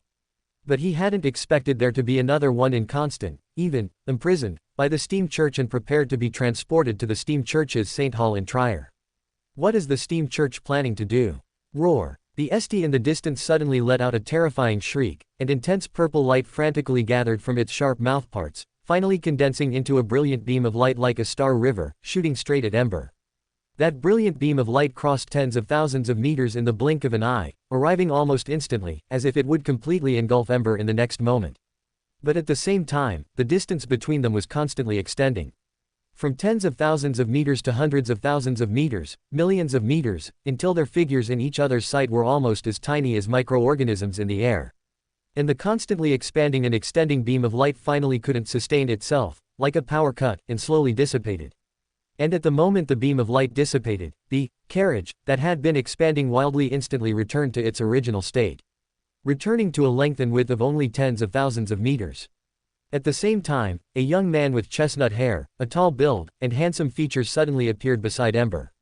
He sat on a hard wooden seat commonly found in carriages, with the Steam Church's triangular holy emblem placed in front of him, his eyes closed, as if he were praying devoutly. The young man suddenly opened his azure eyes, gazing calmly at Ember, and with a serene expression, uttered a name. Ash Black, you shouldn't be here. I'm already here, what should I call you? Ember replied to him just as calmly, his peripheral vision glancing at the distant St, which was summoning meteorites. The young man was silent for a moment, then slowly said, Bonava Gustav. Ember was a little surprised by the surname, Gustav, and asked, What is Rosal the Great to you? He is my father. Bonava Gustav stated calmly. His expression showed no fluctuation, and his attitude was extremely cold, as if he were not talking about his father, but a stranger he had never met. Rumble. While they were talking, meteorites filled the sky were summoned by St from the void, falling from the sky under its control like heavy rain, covering the entire cave, as if to completely destroy everything in sight. But this was ultimately futile, because as soon as those meteorites appeared, they suddenly disappeared, nowhere to be seen. To be safe, Ember politely asked. Need any help? No. Then I'll leave. Bonava nodded gently, still without any change in expression, just calmly said. I will send you back to the carriage. The moment the voice sounded, the wall silently moved in front of the two, and a large door suddenly protruded from the wall, opening automatically with a creak. Ember glanced at the distant Esti, which suddenly drilled into different space, and disappeared, shook his head, and walked out of the door. Step. Ember passed through the door, but there was no sound of the door closing behind him. He turned his head. Behind him was still the thick silver-white armor, completely sealed, integrated, without any gap. Dash. Bang. Esti's huge figure crashed heavily against the wall, knocking down the stones, growing, on the wall, but this was clearly not what Esti had expected.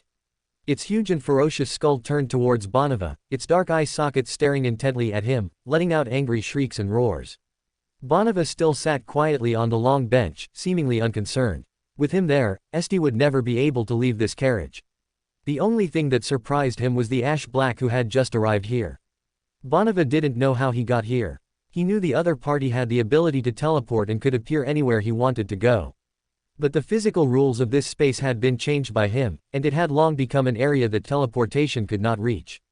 But Ember's sudden appearance made Bonava realize that the rules he had created had loopholes that he himself didn't know about.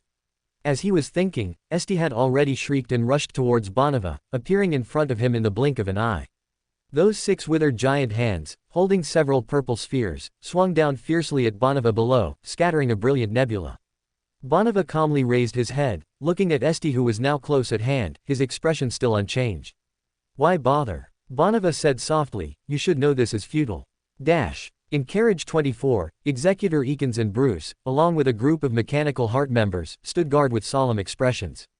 They couldn't enter the last 3 carriages and had no idea what was happening inside, and they knew that what they could do when facing a saint was quite limited, but they didn't intend to sit and wait for death. If the situation got out of control, even if they were powerless, as members of the Mechanical Heart, they had to step up. Suddenly, a faint blue light appeared before their eyes, immediately making the members of the Mechanical Heart vigilant. Don't move. Executor Eakins seemed to have thought of something and suddenly shouted. The next moment, as the faint blue illusory light dissipated, a familiar figure appeared before them. Executor Eakins immediately breathed a sigh of relief, quickly stepped forward, and asked anxiously. Mr. Aishu, what's the situation inside? Ember did not answer, but instead looked behind him. This made Executor Eakins nervous again, and he also stared intently at the 25th carriage behind them. Suddenly, a door appeared on the silver-white armored wall. Click. The door slowly opened, and an old man wearing a white priest's robe and a clergyman's soft hat appeared before them. Archbishop. Executor Eakins immediately breathed another sigh of relief. The person who appeared was the Archbishop of the Steam Church in the Beckland Diocese, Horamik Haydn. With Ember and the Archbishop both here now, it meant that the situation should have been brought under control. And sure enough, Horamik's next sentence confirmed his guess. Horamik had a very gentle and kind face, and at this moment, he also showed no anger. He looked around and said, the matter has been resolved, you can all go back. But be careful, there are still people on the train with malicious intentions, do not relax your vigilance. Yes, Archbishop. Executor Eakins and Bruce immediately looked serious and nodded solemnly in response. Viscount Ash Black. Horamik then turned his gaze to Ember, his eyes gentle, and said, thank you for your help. It was nothing, Ember nodded lightly, being polite. Horamik smiled and said, allow me to handle some matters first. I will find time later, and we can have a good talk. I think you also have some questions you want answers to. Ember was noncommittal about this and did not refuse. Horamik did not linger either and quickly closed the door. The moment the door closed, the 25th carriage became a whole again, with no trace of any door. The members of the Mechanical Heart had already dispersed, and Ember did not stay long either, returning to carriage 3. And when he returned to his compartment, he saw Audrey sitting by the window waiting for his return. The young girl seemed to be lost in thought, looking out the window, her hand on her fair neck, holding a string of beautiful ruby necklaces. Of course, that was not a real ruby necklace, but a magical item.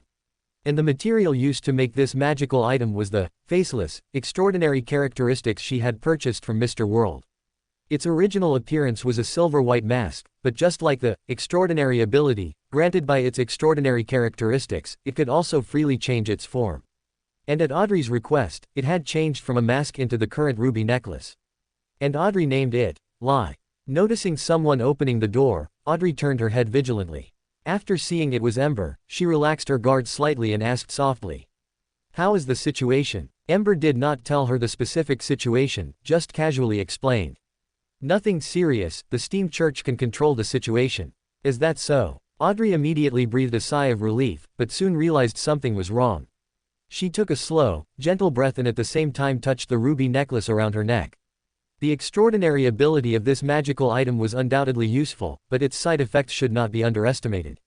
When Audrey wore it, her emotions would be amplified, making it harder for her to maintain the audience stance. Even though she was now a psychologist and had the extraordinary ability to deal with such issues, she would occasionally be affected by it accidentally, just like before. She knew that the uncontrollable wandering thoughts just now were not her normal behavior. Her slight anticipation and nervousness were amplified by lie. This also made Audrey more vigilant about its side effects. She was extremely glad that she had named the magical item lie, which would constantly remind her. Otherwise, she would eventually become completely reliant on it, unwilling to face her true self, and once she lost it, she would likely lose control directly. Ember had already returned to the sofa and sat down, his brow slightly furrowed. He was still thinking about the Esty that was confined in the carriage. That Esty had undoubtedly been captured by the Steam Church, and they had even sent an angel to personally guard it, which showed how much the Steam Church valued it. And from Bonava's performance, he was fully capable of killing it, but he did not do so, because the Steam Church seemed to want a living Esty. They even went to great lengths to try and bring it back to Trier. Ember did not know why the Steam Church wanted to do this, nor did he know if the other two major churches in the Ruined Kingdom were aware of this matter. It was highly likely that this Esty was secretly captured by the Steam Church, and neither the Church of the Night nor the Storm Church knew anything about it. As for the purpose of the Steam Church capturing Esty alive, it was not difficult to guess. Sequence 2 Bonava could suppress Esty and confine it within the carriage, but the Steam Church's goal was clearly more than that. They captured Esty alive, at least hoping to gain something from it, so they would inevitably conduct some experiments and research on Esty. And these were things that Bonava alone could not do. Only at the Steam Church's headquarters in Trier, or even in the God Kingdom of Theesteam and Machinery God, could they truly research Esty without any concerns. The Steam Church's goal was not difficult to guess, but the question was, why did the Psychological Alchemy Society participate in this? Even going so far as to send two saints to invade the special train, did they want to disrupt the Steam Church's plan? But if that were the case, what good would sending gluttony and jealousy do? They were facing a genuine angel. Even 10 saints might not be able to pose even a slight threat. Could it be that the Psychological Alchemy Society was unaware of all the inside information, which is why they sent gluttony and jealousy to their deaths? Or perhaps, the Psychological Alchemy Society's purpose was to send them to their deaths. Chapter 208, Saint Rosal. On January 14, the special train arrived at Delhi's. Even though they encountered an unexpected incident midway, with two saints infiltrating the train to carry out sabotage, this did not affect the Steam Church's original plan. Just like in Constant, the special train still chose to stay in Delhi's city for one day, only departing again early the next morning, and finally arriving in Trier on January 17.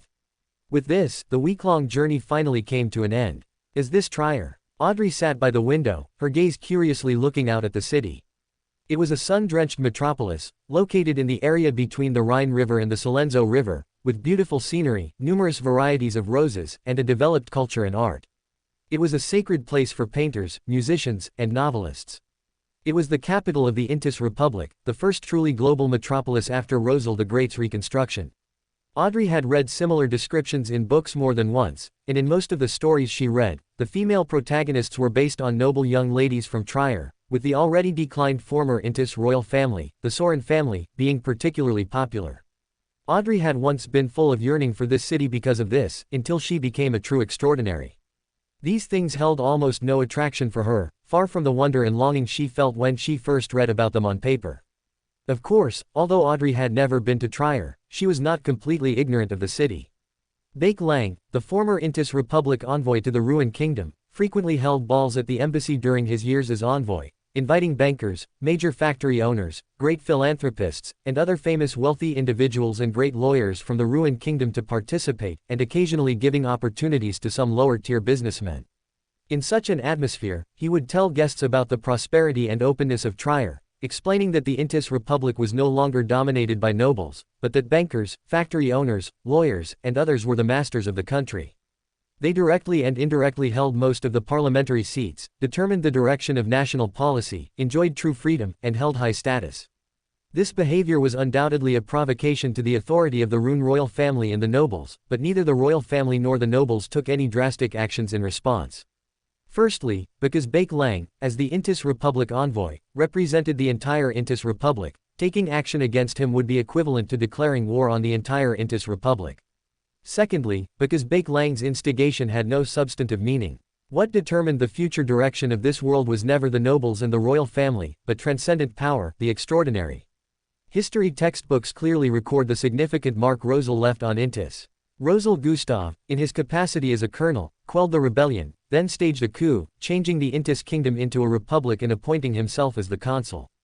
In the following 19 years, he reformed the legal code, encouraged invention, safeguarded the Industrial Revolution, greatly enhanced national strength, and campaigned in the south and north, bringing countries like Luenburg, Masak, and Siegel under protection, forcing the three major powers of the North Continent, the Fosak Empire, the Ruan Kingdom, and the Fenaport Kingdom, to successively bow their heads. As his term as consul was about to reach 20 years, at the end of 1192, Rosal changed the republic into an empire, calling himself Caesar. Less than 6 years later, he fell in the White Maple Palace, ending the most legendary period of the Fifth Epoch to date. Ordinary people could only see in this the legendary and inspiring life of Rosal the Great, rising from a fallen noble to become the ruler of a vast country, even causing the country to change its political system 3 times because of him. But from Audrey's perspective, she could see much more than ordinary people. For example, the territories of the Intis Kingdom and the Ruan Kingdom had not fundamentally changed for thousands of years. Even during the time of Rosal the Great, he could temporarily suppress the Ruan Kingdom, but he was not strong enough to directly annex the Ruan Kingdom, meaning the national strengths of the two countries were actually quite similar. And in the Ruan Kingdom, a colonel was at least a sequence 5 extraordinary. This was information Audrey got from her brother Alfred, who was a colonel and also a sequence 5 extraordinary. This meant that Rosal the Great, when he launched the coup, was at least a sequence 5 extraordinary, and likely a sequence 4 demigod. Without such strength, Rosal's coup would not have succeeded at all. Even with the strength of a demigod, Rosal's coup succeeding was not due to his own strength, but relied on the support of the Orthodox churches. Whether the Intis Republic could have a coup, to what extent, and by whom, all of this depended on the attitude of the Orthodox churches. And Rosal the Great invented the steam engine, improved the sailing ship, created a large number of inventions that were difficult for predecessors to imagine, completely changed people's lives, and also left a significant mark on the then God of Craftsmen Church. Even during his reign, the God of Craftsmen Church received the first public oracle since the Fifth Epoch, changing the title, God of Craftsmen, to Steam and Machinery God. The relationship between Rosal the Great and the Steam Church is evident from this. The coup he launched also undoubtedly received the full support of the entire God of Craftsmen Church at the time. In the other Orthodox Church in the Intis Republic, the Eternal Blazing Sun Church, while perhaps not fully supporting Rosal like the God of Craftsmen Church did at the time, was likely happy to see it happen. After all, as seen in the Ruan Kingdom, the 3 major Orthodox churches and the royal family were not of one mind, and even schemed against each other. This was the case in the Ruan Kingdom, and it was likely not much better in other countries. It was impossible for the Eternal Blazing Sun Church and the Intis royal family, who had ruled Intis for thousands of years, to have no conflicts. And the rise of a youngster, like Rosal, was just right to help the Eternal Blazing Sun Church reshuffle the deck. The tacit approval or even support of the 2 major Orthodox churches was the fundamental reason why Rosal the Great was able to successfully stage a coup. This was not simply based on speculation, but supported by facts. After all, even though Rosal the Great changed the political system twice, the 2 major churches never expressed opposition from beginning to end. So the answer is actually very clear. The reason Intis changed from a kingdom to a republic was not because the country was so open and free, but simply because the person who caused it to change from a kingdom to a republic was named Rosal Gustav because he had the support of powerful forces far exceeding the Intis royal family and other nobles. Even if Rosal the Great ultimately failed, it was because he suffered betrayal and was assassinated by the Eternal Blazing Sun Church, the former Intis royal family, the Sorin family, and other nobles in a joint effort, falling in the White Maple Palace. The Steam Church not showing up in this incident also already demonstrated its attitude. The Steam Church also acquiesced to Rosal's death. Even if Intis has changed back from an empire to a republic, even if they outwardly claim how open and democratic they are, claiming that Intis is no longer dominated by nobles, that bankers, factory owners, lawyers, and others are the masters of the country, etc. In fact, the essence of this country is still dominated by nobles. This can be seen from the recent situation of the Hall family's relatives in Intis. When they intermarried with the Hall family, they were nobles. When Intis changed from a kingdom to a republic, they were still nobles. Intis changed from a republic to an empire, then back to a republic, changing its political system several times, but they remained nobles throughout. Counting the history of the two republics of Intis, the noble system was never abolished from beginning to end, they just stopped granting new noble titles. After all, without a king in Intis, no new nobles would naturally be born. But this did not cause the nobles to decline, instead, it made their status even more exalted. No new nobles being born meant that the noble class would have no newcomers, meaning the existing nobles would forever be in a monopolistic position. Even the Sorin family is still one of the most powerful families in Intis today. Even though they are no longer the supreme rulers of Intis, no longer the royal family, they are still nobles, still enjoy high status and rights, and continue their rule overtly or covertly, though their power is much less than before. They no longer have absolute control as they did when they were the royal family, but must compromise and co-govern with other nobles. This country looks completely different from the ruined kingdom, but in essence, it is so similar. Audrey's eyes were somewhat complex, and she whispered in her heart. It's the same event, but different experiences really give people different perspectives. When she was a child, she yearned for the Intis Republic. As she grew older, she became afraid that the Republic system would lead to the decline of her family, afraid that her father would be troubled by it. And now, her understanding of all this is completely different from before.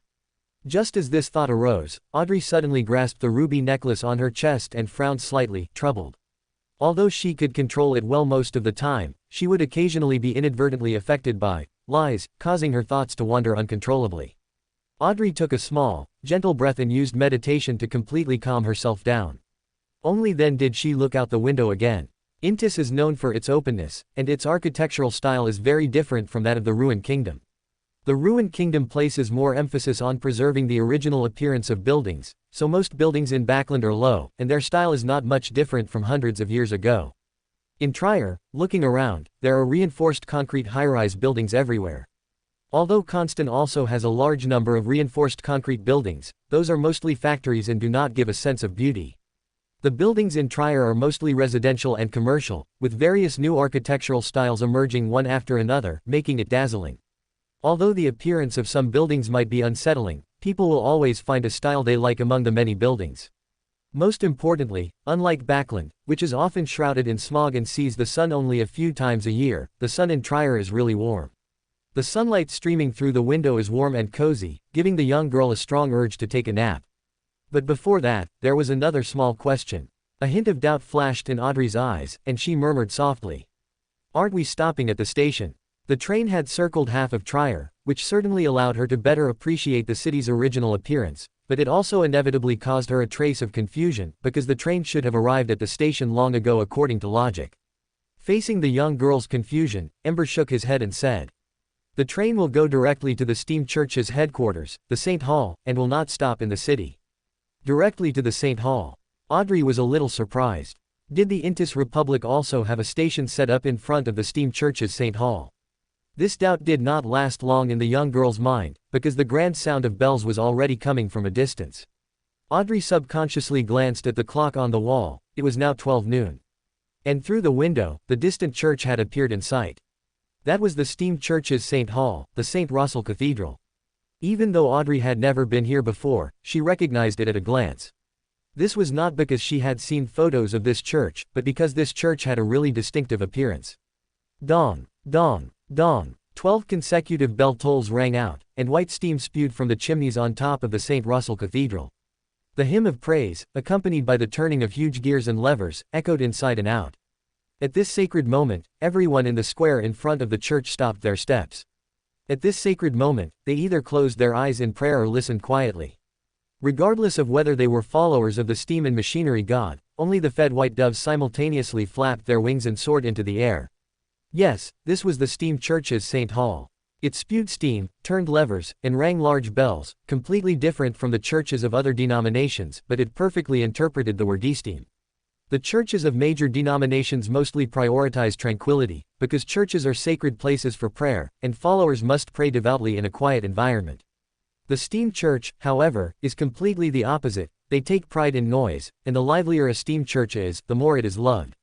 And these traditions of the steam church all originated during the time of Rosal the Great and received the praise of the steam and machinery god, which is why this Saint Hall was named after Rosal the Great, in commemoration of his outstanding contributions to the nascent steam church.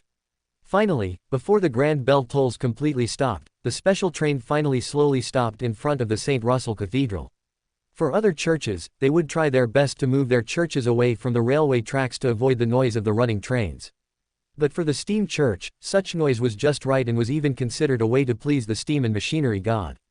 The train slowly approached the square, yet there was still no sign of stopping. And the tracks extending in front of the train led directly into the interior of the church. Chapter 209, The Great Sage of the Church of Steam. In St. Russell Square, the sounds of flutes, violins, accordions, and lyres intertwined or overlapped, drifting away melodiously. Trains emitting steam passed through the bustling square, surrounded by fluttering white doves, and followed the tracks towards the back of the church, into the interior of St. Russell Cathedral. Huge and complex gears and levers were arranged according to a special pattern, seemingly chaotic and rough, yet giving off a sense of sacred majesty. This was the headquarters and Saint Hall of the Church of Steam, a place blessed by the god. Amidst the melodious sound of the whistle, the train slowly entered the station, stopping at the platform inside St. Russell Cathedral. Archbishop Horace Hayden, wearing a white priest's robe and a clergyman's soft hat, had been waiting on the platform for a long time. He looked at the three people, Ember, who had gotten off the train, with a gentle and benevolent smile. "Viscount Ash Black, Miss Audrey, please come with me, someone wants to see you." "Who?" Ember calmly looked at Horace and asked. Horace's expression became serious, and he said solemnly, "It is His Excellency the Great Sage." Great Sage. Audrey carefully chewed on the word in her heart.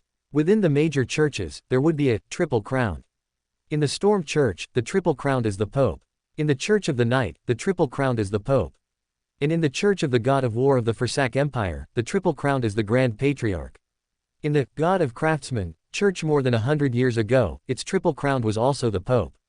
But when it was renamed the Steam and Machinery Church God, its triple crowned also changed to Great Sage. It is said that this reform was also proposed by Rosal the Great, who was then the executive officer of the Intis Republic. The girl's eyes flickered as she looked at Archbishop Horace leading the way, showing the appearance of a naive noble lady, and asked curiously. "Archbishop Horace, legend has it that the Great Sage was invented by Rosal the Great, is this true?" "Yes." Archbishop Horace turned his head, without any concealment, smiled and nodded. The former triple crowned of the Steam Church was the Pope, but at the strong suggestion of Rosal the Great, it was changed to Great Sage, and has continued to this day. In fact, the reforms Rosal the Great proposed at that time were far more than these. After a second's pause, Archbishop Horace continued. In Rosal the Great's complete proposal, the triple crowned is the Great Sage. And the Archbishop and Bishop are Sage, the mechanical heart will also be changed to Holy Crusaders, and the deacon will be changed to Priest, while ordinary believers will be called monks. But in the end, this series of reforms could not be implemented as Rosal wished. Why? Although she already had some guesses in her heart, Audrey couldn't help but ask. Because it's too complicated. Horace shook his head, regretting. In Rosal the Great's early conception, he designed a large number of different types of titles and positions, such as the sage, geneticist, logician, and blacksmith as the high level. And even within these 4 high levels, there would still be subdivisions, such as the sage from high to low or the chief hermit, Lord of Doctrine, Old Master of Machinery, Acquirer of all things, Octogenarian Commander, Data Predator. This is undoubtedly a genius concept, but the scale of the Steam Church cannot adapt to such a huge internal structure. This would make the Steam Church's system too bloated, and it would be unable to carry out effective management and actions. Rosal the Great also knew this, so he did not insist on implementing all of this. He only kept a part of it, such as the triple-crowned, Great Sage, who is also a sage himself. Of course, the original complete conception left by Rosal the Great is still preserved in St. Russell Cathedral. Perhaps one day, the Steam Church can implement this series of reforms as Rosal the Great envisioned. Audrey silently lowered her head, enlightened. There are generally multiple speculations about the relationship between the Steam Church and Rosal the Great, and the most mainstream one is that Rosal the Great and the Steam Church parted ways for some reason. Even Audrey originally thought that the reason why the Steam Church did not implement Rosal the Great's reforms was because of the strained relationship between the two sides. But Audrey also knew that if the relationship between Rosal the Great and the Steam Church was really that bad, the Steam Church would definitely try every possible means to erase the traces of Rosal the Great in the history of the Steam Church and deny his contributions. But the Steam Church obviously did not do this, and even its Saint Hall is still named Rosal. And from the words of Archbishop Horemek, it seems that even in the later years of Rosal the Great's life, the relationship between the Steam Church and Rosal the Great was far from as bad as outsiders speculated. But even so, the fact that Rosal the Great was betrayed by his close associates in his later years is undeniable. Although the relationship between the Steam Church and Rosal the Great was not bad, it can be seen from the fact that they did not help in the end, that Rosal the Great might have done something that they could not accept. Audrey followed beside Ember, passing through the corridor with Archbishop Horemek. On the walls on both sides were huge murals painted with bright colors. The murals depicted the miracles of theism and machinery God, and the contributions made by successive popes and great sages to the church. Audrey even saw murals related to Rosal the Great on them. Finally, they arrived in front of the huge gate tens of meters high, in front of the most sacred and magnificent Saint Hall of the Steam Church. The great sage of the Steam Church was inside. Horemek stopped, his face still wearing a kind and gentle smile. "Viscount Ash Black, you must walk the rest of the way yourself, I will wait for you here." The great sage only wanted to see Ember. Audrey obviously knew this, and stepped forward, saying softly, "I'll wait for you here." Rumble. The huge gate tens of meters high slowly opened with the sound of gears turning. Audrey subconsciously raised her head and looked at the dome over 100 meters high inside the giant hall, deeply experiencing her own insignificance. Amidst the roar of gears, Ember stepped into the Saint Hall, which symbolized the most sacred place of the Steam Church. The giant pillars over 100 meters high on both sides seemed like welcoming attendants. The gears on them kept turning, tirelessly pushing the levers over and over again, as if playing a welcoming symphony. Boom! The door behind him suddenly closed, making a huge sound. But Ember did not answer. He just walked step by step towards the high platform in front of the Saint Hall. On the high platform, a figure seemed to have been waiting for a long time. It was said to be a figure, but it was not a person, but a puppet composed of countless gears, screws, chains, bearings, and other mechanical parts. It had a human shape, but only the shape. Ember had seen the puppets made by Horemek, but the puppets he made were often covered with a layer of human skin on the outside, making the appearance of the puppet closer to the original body. But the puppet in front of him obviously had not undergone similar modifications, but instead presented a completely primitive appearance. Its mechanical head wore a triple crown inlaid with sapphires, emeralds, and other gems, a bright red pope's robe, and held a strange-shaped scepter also composed of mechanical parts. And these were the standard three-piece set of the Triple Crown of the Orthodox Church. Step, step. Ember approached step by step, finally stopping 3 meters in front of him, and asked politely, "Great sage." The puppet gently nodded. Its head, composed of a massive amount of mechanical parts, seemed to want to show as much kindness as possible, but what it ultimately displayed was a slightly terrifying and grotesque weird smile. With this weird smile, it proactively walked down the steps and came to Ember's front, smiling and introducing itself. "Nice to meet you, Viscount Ash Black. I am Great Sage Call, Belisarius Call." Its voice was extremely stiff, with no emotional fluctuations, no different from the mechanical sound Ember imagined. "Great Sage Call." A hint of strangeness appeared on Ember's expression, and he suddenly asked out of the blue, "What is your relationship with Rosal the Great?" A strange and complex expression appeared on Call's face. It sighed softly. I guess he was my friend. My name is related to him." After a pause, Call spoke in a slightly nostalgic tone, using its obvious mechanical voice to say words without any emotional fluctuation. "He once told me that I would become a great sage one day. In the later years of his life, he came to me and said that he needed my help, hoping that I could forge a set of armor for him to free him from eternal slumber one day." "Did you do that?" Ember asked with interest. He was not in a hurry to talk about serious matters, but instead chatted like a friend. "Of course." Call's mechanical voice seemed to carry a hint of serious emotion. "For so many years, I have been forging this armor for him, but something has always been missing, and it has been slow to reach the expected level." Call shook its head regretfully, as if calming its emotions. After a long while, it asked, "Do you have any other questions?" Ember didn't hesitate and asked calmly, "When can I enter the painting world?" Call obviously expected this and explained. The painting world owned by the Steam Church has strict time restrictions for opening and entering. The next opening time is tomorrow at noon, 12 o'clock. After the ceremony, you can enter with others and stay for up to a month. After a month, the painting world will automatically teleport everyone out. Ember pondered for a moment, then asked again. What is in the painting world? I don't know. Call shook its head and replied mechanically. The painting world is very large, and even I have not been able to explore it completely and cannot know all its secrets. After all, the Steam Church has only had this painting world for a short time, less than 200 years. What is specifically in it depends on what you need. The answer needs to be found by you yourself. Ember frowned slightly and suddenly asked. Are you from the Church of the Night? Call seemed to freeze for a second, then shook its head and said. No, I did have some contact with the Church of the Night when I was young. But I have never joined the Church of the Night, nor have I ever believed in the Goddess of the Night. After a second's hesitation, Call asked in confusion. Why do you ask? Nothing, I just think your way of speaking is very similar to theirs. Ember simply answered Call's question, although Call was still puzzled after getting the answer. But Ember actually knew very well that Call was different from the Church of the Night.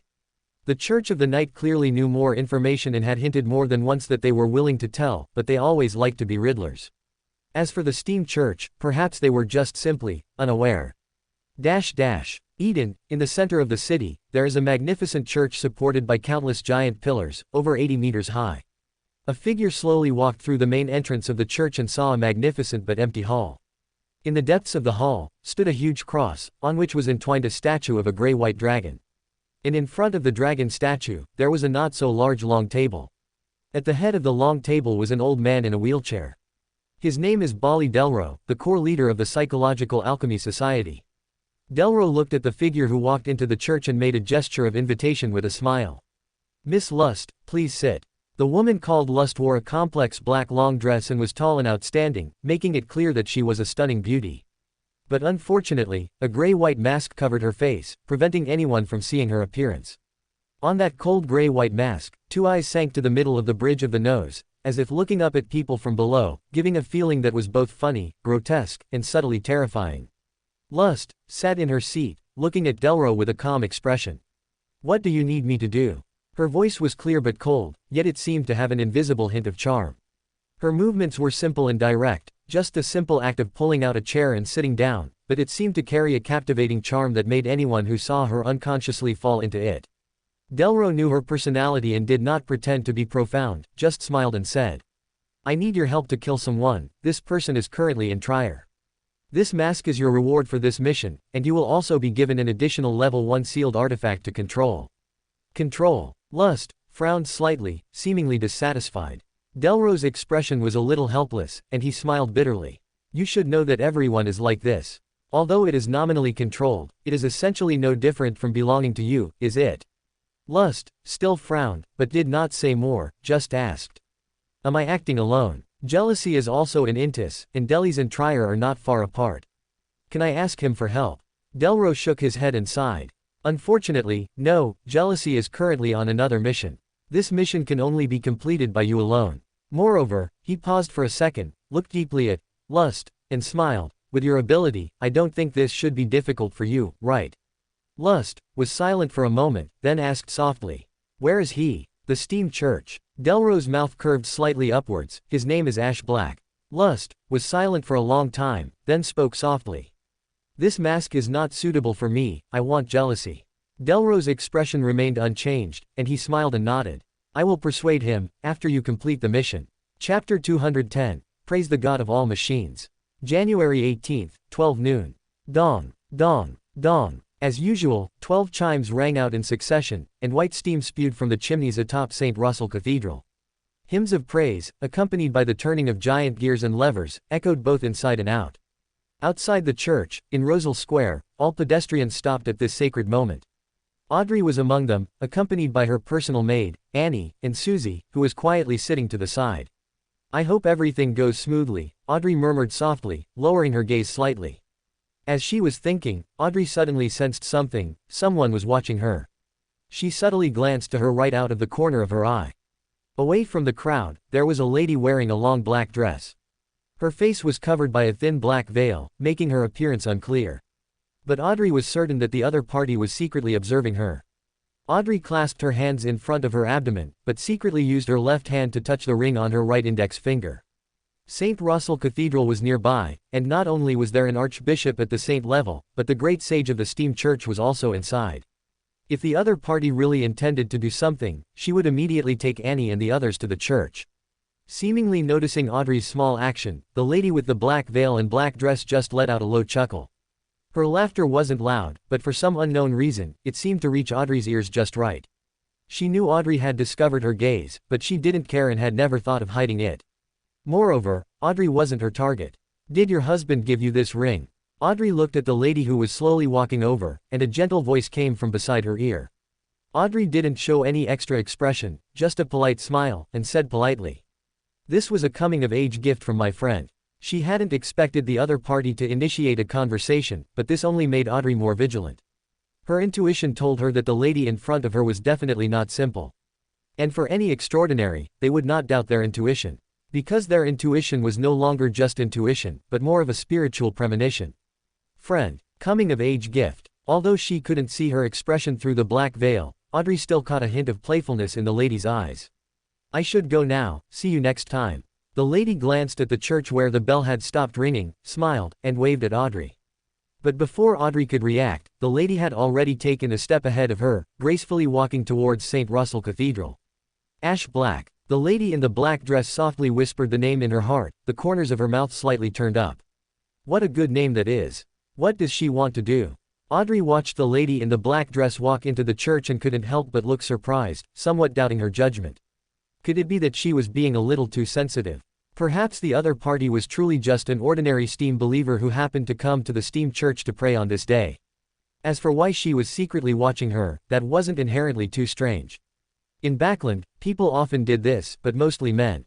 And not panicking after being discovered watching, but instead initiating a conversation, was also not something difficult to understand.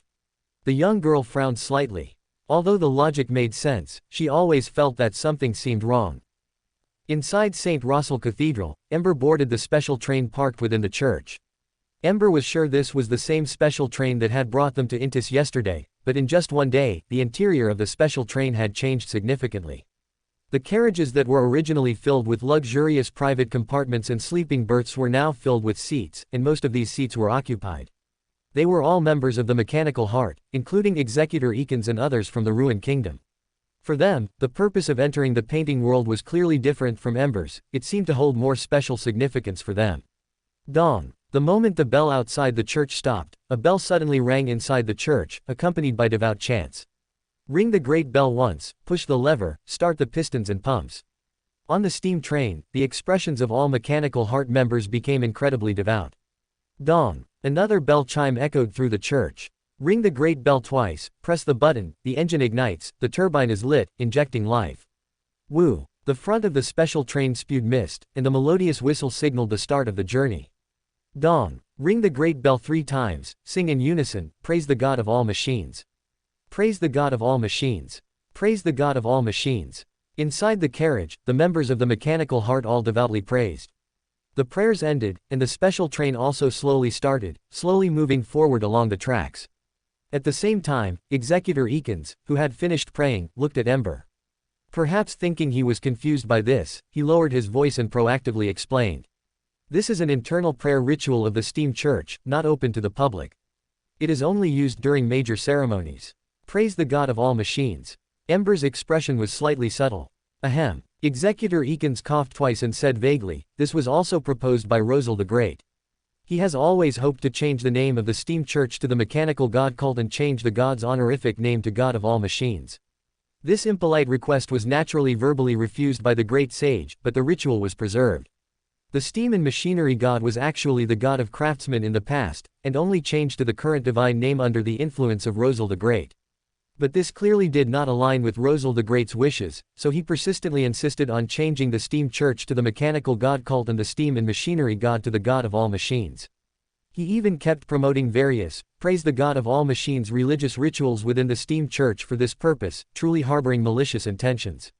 The steam and machinery god clearly did not agree to Rosal the Great's nonsense, but also did not refuse.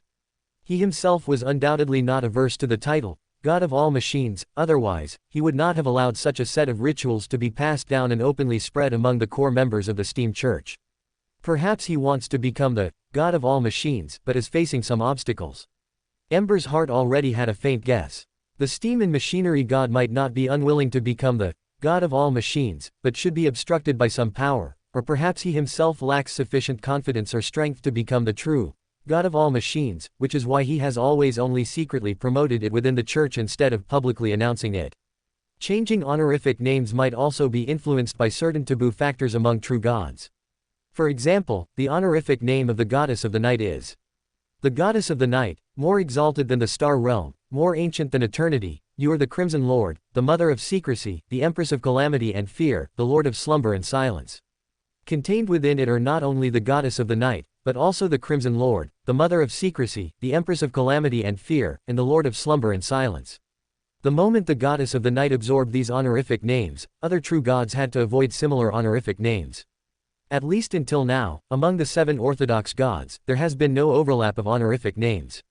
Even though the war god and the goddess of the night are hostile to each other, they have never used their own honorific names as stakes to seize the honorific name of the goddess of the night. Similarly, the eternal blazing sun and the Lord of Storms are also hostile to each other, but they never use their own honorific names to directly confront each other. This reminded Ember of the ancient sun god, whose honorific name was the Lord who created all things. You are the omniscient and omnipotent, you are the source of all greatness, you are the beginning and the end, you are the God of gods, you are the ruler of the vast star realm. Omniscient and omnipotent, God of gods, ruler of the vast star realm. Just from the honorific names, one can judge that the strength of the ancient sun god was far above the 7 existing orthodox gods. But when the ancient sun god fell, the newly born true creator clearly inherited the title creator, but did not dare to inherit all the honorific names of the ancient sun god, and instead changed his honorific name to the Lord who created all things, the ruler behind the shadow curtain, the fallen self of all living beings. Undoubtedly, this series of honorific names are related to the corresponding authorities of the true gods. That is to say, the authority held by the steam and machinery god is not enough for him to become the god of all machines. Ember gently tapped the table with his index finger, as if coming to a realization. For the steam and machinery god to become the true god of all machines, he might need to reach the height of the former ancient sun god. But if he could truly achieve all of this, the steam church would not be the weakest among the 7 orthodox gods' churches now. Of course, it's also possible that what the steam and machinery god lacks is not authority, but a name. Amia, what are you thinking? Seeing that Ember seemed to be deep in thought, Executor Eakins couldn't help but ask. He was actually a little nervous in his heart. Could it be that what he just said gave Ember blasphemous thoughts? If that were the case, wouldn't he become a sinner of the steam church? Nothing. Ember shook his head, flatly denying it, and turned his gaze towards the window. The winding tracks extended continuously within the church. This undoubtedly also utilized the alteration of physical rules, because the interior of St. Russell Cathedral clearly did not have such a large area to lay such a long track. And through the train window, Ember could already see the end of the tracks extending to the left. It was a giant door nearly 80 meters high. On the 2 tightly closed doors, a huge triangular sacred emblem was engraved. The solid triangle was filled with symbols such as steam, gears, and levers. That was the symbol of the steam and machinery god. Rumble. The special train continuously approached along the winding track, and during this process, that giant door also slowly opened inwards amidst the turning of gears and the roaring of engines and turbines. And the tracks extended all the way into the interior of that 100-meter-high giant portal. It was not dark inside the door, but rather filled with bright sunlight. However, when one looked up, they couldn't see any trace of the sun, only the magnificent dome that was even taller than the portal, exceeding 100 meters. And under the illumination of the sunlight, Ember could easily see the scene inside the giant hall. At the end of the tunnel, there was a magnificent mural that was almost as high as the dome. Without needing others to explain, Ember had already recognized the essence of that mural. It was a painting world. Woo! The special train emitted another melodious whistle, and after passing through the winding track, it suddenly accelerated when its front was directly facing the entrance of the door. Ember had lost sight of the painting world, but he could clearly feel the emotion of excitement. It wasn't his emotion, it was the emotion of this special train. It was excited. Clang, clang, clang. The special train sped past, rushing through the door at a speed far exceeding that of an ordinary steam train, charging towards the mural at the end of the hall. Bang! No one stopped it, and no one warned it. The front of the train just slammed directly into the mural. But there was no scene of the train being destroyed, people dying, or the special train derailing. Because the front of the train, dragging all the carriages connected to it, entered that mural together. Woo! The whistle of the special train kept sounding like a joyful melody, echoing throughout the entire train, allowing everyone to feel the train's excitement. And the moment they passed through the painting, everyone's vision, including Ember's, was renewed. Above their heads was still bright and warm sunlight, but the 100-meter-high dome had long disappeared. The special train was still speeding along the tracks, but the tracks were suspended above the clouds, with floating white clouds below, and no support whatsoever was visible. The tracks suspended in the air extended forward in a certain curve, endlessly stretching as far as the eye could see.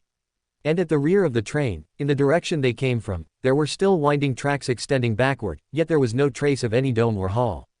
Below the special train were countless chimneys towering into the clouds, spewing out large amounts of white mist, as well as countless cities composed of various mechanical parts such as gears, levers, steel, and bearings. They stood like islands floating on an infinite sea, erected on the barren land. Miracle. This is a miracle. Executor Eakins looked at the city clusters, continuously moving forward below, his face showing visible excitement and fanaticism. And not just him, all the members of the Mechanical Heart had the same fanaticism on their faces. This was their first time entering the painting world. For the vast majority of Mechanical Heart members, they would only have this one opportunity in their lives. But when Ember saw this scene, he didn't feel any joy, but instead frowned. The content of this painting world looked quite steampunk, incredibly magical. However, this world, just like the Aurora Order's painting world, gave him almost the exact same feeling. It was just an unqualified counterfeit. Ember remained silent. He was a little disappointed, but he didn't plan to turn back just yet. He intended to go and see the core of this world, the place where the tinder was kept. If it existed. Woo! The melodious whistle sounded again, and Ember looked ahead through the window. Unbeknownst to him, they had already arrived at a station. Chapter 211. What have you been protecting? Woo! The steam train spewed white mist as it traveled on the tracks suspended in the clouds, piercing through the cloud layers and descending all the way to the city on the ground. With a long whistle, the train slowly pulled into the station and stopped at the platform made entirely of steel. On the platform were crowds who had been waiting for a long time. They seemed to be the indigenous people of this world, specifically coming on this special day to welcome the members of the Mechanical Heart from the outside world. Viscount Ash Black, Horimek, wearing a white priest's robe and a soft clergyman's cap, stepped forward and smiled as he handed a badge to Ember. You are free to move around and go anywhere you want. As long as you wear this holy emblem, no one will restrict your actions. But please be sure to return to this platform within a month, otherwise you will miss the time to return. Open black lens bracket steam holy emblem close black lens bracket. Open black lens bracket a badge bestowed upon the favored one by the steam and machinery god. When the holder displays the badge, followers of the steam church will regard him as the favored one of the gods, close black lens bracket. I'll be careful. Ember took the badge from Horimek, glanced at the description, and nodded slightly. Horimek smiled and nodded, not saying anything more, and walked towards the indigenous people who had come to welcome them. Ember also did not linger and turned to leave the station. Although he had never been to this world before, with his perception of the tinder, he could clearly sense the core of this world. Each painting world is different, and even the physical laws within them are completely opposite to the outside world. For example, in the steam world of the steam church, the anti-gravity aerial tracks, the huge sun suspended in the air for some unknown reason, and the steam cities on this barren land, all of these contradict the physical laws of the outside world. Another example is the flesh world of the Aurora Order, where seemingly endless flesh and blood fungus blankets cover the entire world, with only a very small habitable area at the top of the mountain peak. But no matter what, these two worlds have one thing in common. Any painting world must have a core, and this core preserves the tinder, which is the foundation of the painting world. When a painting world begins to decay, only by breaking the core can the tinder burn the entire world to ashes. Of course, this world is far from the edge of decay, and Ember is not here craving fire. His purpose in finding the core is not to break it. Ember looked up into the distance and found himself standing on the road of this city. Just like the platform, even the roads in this city are made of steel. Even a rough estimate shows that the steel needed to build this city is enough to assemble a massive fleet of tens of thousands of ironclad ships. This is more than enough to replace all existing fleets in the entire ruined kingdom, and there is more than one such city in this painting world. Undoubtedly, the steel production in this painting world is indeed a bit too abundant. Perhaps this is related to the path taken. Ember pondered. The Aurora Order's painting world is covered with world-covering flesh and blood fungus blankets. In the sequence 6 of Theshir, path mastered by the Aurora Order is the Rose Bishop, which is undoubtedly a sequence with a huge demand for flesh and blood. The path mastered by the Steam Churches, savants, and from the name and symbol of the Steam Church, it can be seen that this church has an extreme worship and obsession with machinery and steel, which is related to their beliefs. But these differences are clearly not inherent to these painting worlds. After all, according to the information Ember knows, this painting world is not exclusively owned by the Steam Church, but is shared with the Eternal Blazing Sun Church. In fact, more than 100 years ago, this painting world still belonged to the Eternal Blazing Sun. The Eternal Blazing Sun Church obviously doesn't have much need for these steel cities. These were built within the 100 years since the Steam Church took over, which means this world itself has great plasticity. This is slightly different from the painting worlds Ember knew before, but it is not incomprehensible. You suddenly had a thought, and a faint blue illusory light suddenly appeared. His figure blurred with it, becoming almost invisible. He saw indescribable, even transparent, things that seemed to not exist, and saw clear and bright lights of different colors containing endless knowledge. In that strange world higher than reality, Ember did not linger, but took a step in a certain direction. Soon, he detached from that transparent and illusory state and returned to reality. Appearing before him was a steel city no different from the previous one. But he knew that this was not the original city, but the location of the core he was looking for. But this did not make Ember happy. Instead, he was a little confused. The fact that he could use spirit world teleportation meant that this world was also connected to the spirit world. The existence of the spirit world is quite strange. It completely overlaps with the real world, entirely overlapping, yet they do not interfere with each other, and one must rely on extraordinary power to break the barrier. In theory, the painting world should be completely independent of the real world, which means that the painting world itself should be isolated from the spirit world, and any extraordinary ability that requires the spirit world would fail. But the reality is clearly not so. This world is also connected to the spirit world. But on the other hand, the spirit world here seems to be isolated from the spirit world of the real world. Because Ember cannot teleport directly from the painting world to the outside world through spirit world teleportation. In other words, the spirit world here may be separated from the spirit world of the real world. The spirit worlds of the two worlds have the same world, yet they are independent of each other, which is truly miraculous. Ember put away his thoughts and stepped towards the city ahead. But just as he took a step, a figure appeared in front of him at some point. It was a lady in a black dress with a black veil covering her face. She appeared silently by the roadside, quietly watching Ember. For some reason, Ember seemed to be able to see the complex expression in the lady's eyes. Ember stopped and also silently watched her. Long time no see. The lady removed her veil, revealing her exquisite face beneath, and said softly. Ember was silent for a moment, then hesitated and asked, "Do we know each other?" The lady in the black dress was stunned for a moment, seemingly not expecting Ember to give such an answer. The lady in the black dress's expression became even more complex, and she murmured in a low voice. "Is that so? You don't remember me? As expected, it should be like this. Perhaps as a taboo, I shouldn't be known to anyone." Ember was silent for a long time, and said softly, "I'm sorry, I really don't remember, but I think this has nothing to do with you." "No, it's okay." The lady in the black dress showed a faint smile. "Actually, I was just joking." Before Ember could react, the lady in the black dress suddenly asked again. "Do you still remember the Fire Keeper?" Ember nodded slightly. The lady in the black dress seemed not surprised by this and asked again. Then, besides that, Ember was silent for a long time, and said in a deep voice. "Patch." The lady in the black dress was stunned for a moment. Ember's answer once again exceeded her expectations, and she changed the subject. "Who else is there besides that?" Ember thought for a moment and slowly said. "Solaire, Hawkwood, Onion Knight, I remember them all." "Is that so?" The lady in the black dress nodded thoughtfully and muttered to herself. "Besides the Fire Keeper, are these the only ones? Even if all your female friends have been forgotten by you, you still can't forget the Fire Keeper." "Ah, that's natural. How could Ember forget his Fire Keeper?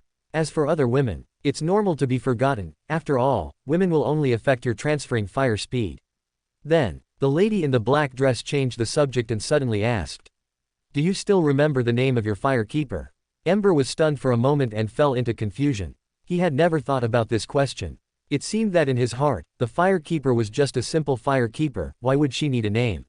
But even a firekeeper is not born a firekeeper. Why wouldn't she have a name? Why did he not know the name of his firekeeper? Is that really the case? Seeing Ember's reaction, the lady in the black dress instead smiled and said gently, "It's okay if you don't remember, I can tell you the answer. Do you want to know?" Of course. Ember nodded solemnly. The lady in the black dress raised a finger and said seriously, "Karula. The name of your firekeeper is Karula."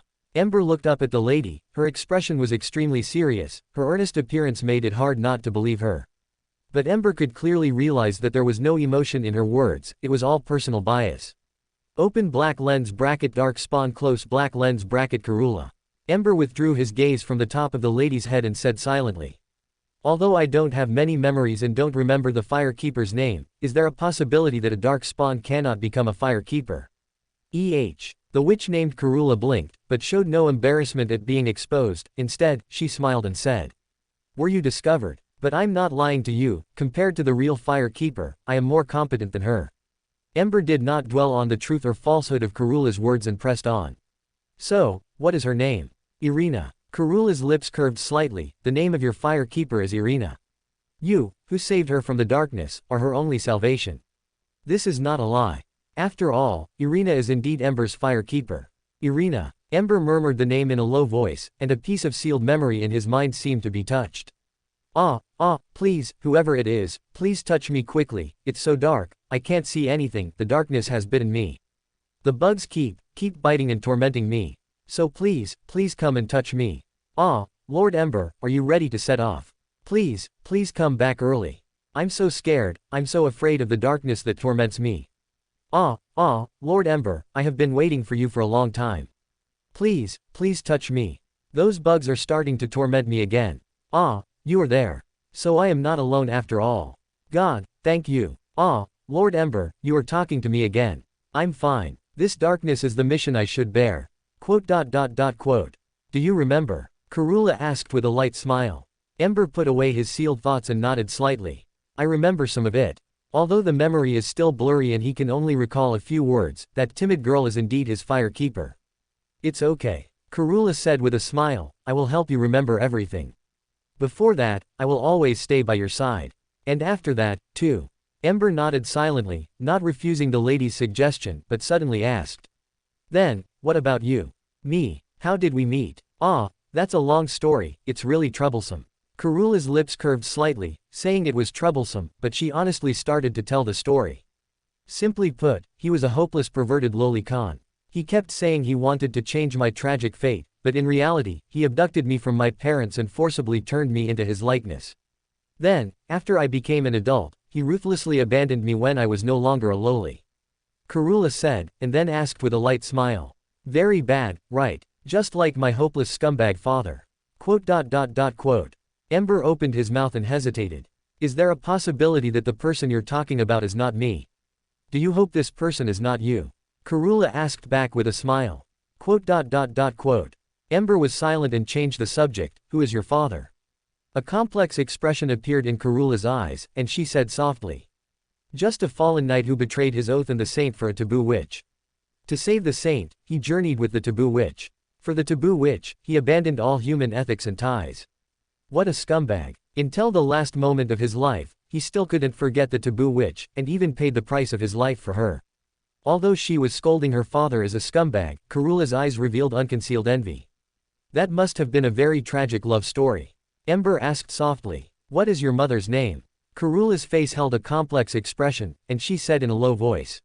Desire Apostle, Nashandra, a very bad woman. Desire Apostle, Nashandra of Drangalik. Wrath Apostle, Alana, the squalid queen of the Shulva, city of Sanctum. Loneliness Apostle, Natalia, bride of Ash of the Broom Tower. Fear Apostle, Yorshka, the silent witch of Alayam Lois. Touched memories flashed back in his mind one by one, and Ember murmured in a low voice. Jealousy Apostle, Karula. Yes, I'm here. Karula tucked a strand of hair that had been blown to her forehead behind her ear and responded softly. Before meeting her, Ember had already experienced many things. Although his memory was sealed, it could be easily touched by her, which meant that the seal itself was no longer an obstacle, and with a little more time, he could solve all these mysteries by himself. But she couldn't wait that long, she needed to stay by his side personally, just as he had done before. Ember looked at the lady in front of him, but his expression became more and more silent. The scattered memories, instead, further disrupted his thoughts. "Oh, are you lost?" Karula walked gracefully to Ember's side and said gently. "As the saying goes, only those who have a path to follow will get lost. This is proof of your heroism. And no matter what decision you make, I will always support you. So, you must be safe and sound." Ember looked at the lady in front of him. For some reason, he always felt that something was not right. Her personality was not right. Chapter 212, Changing Face. Ruined Kingdom, Winter County. Just like its name, Winter County is covered in ice and snow for most of the year. And at the northernmost tip of Winter County is the Amanda Mountains.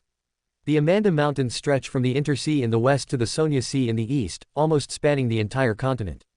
Therefore, this mountain range is both the dividing line between the Fosak Empire and the Ruined Kingdom and a natural barrier.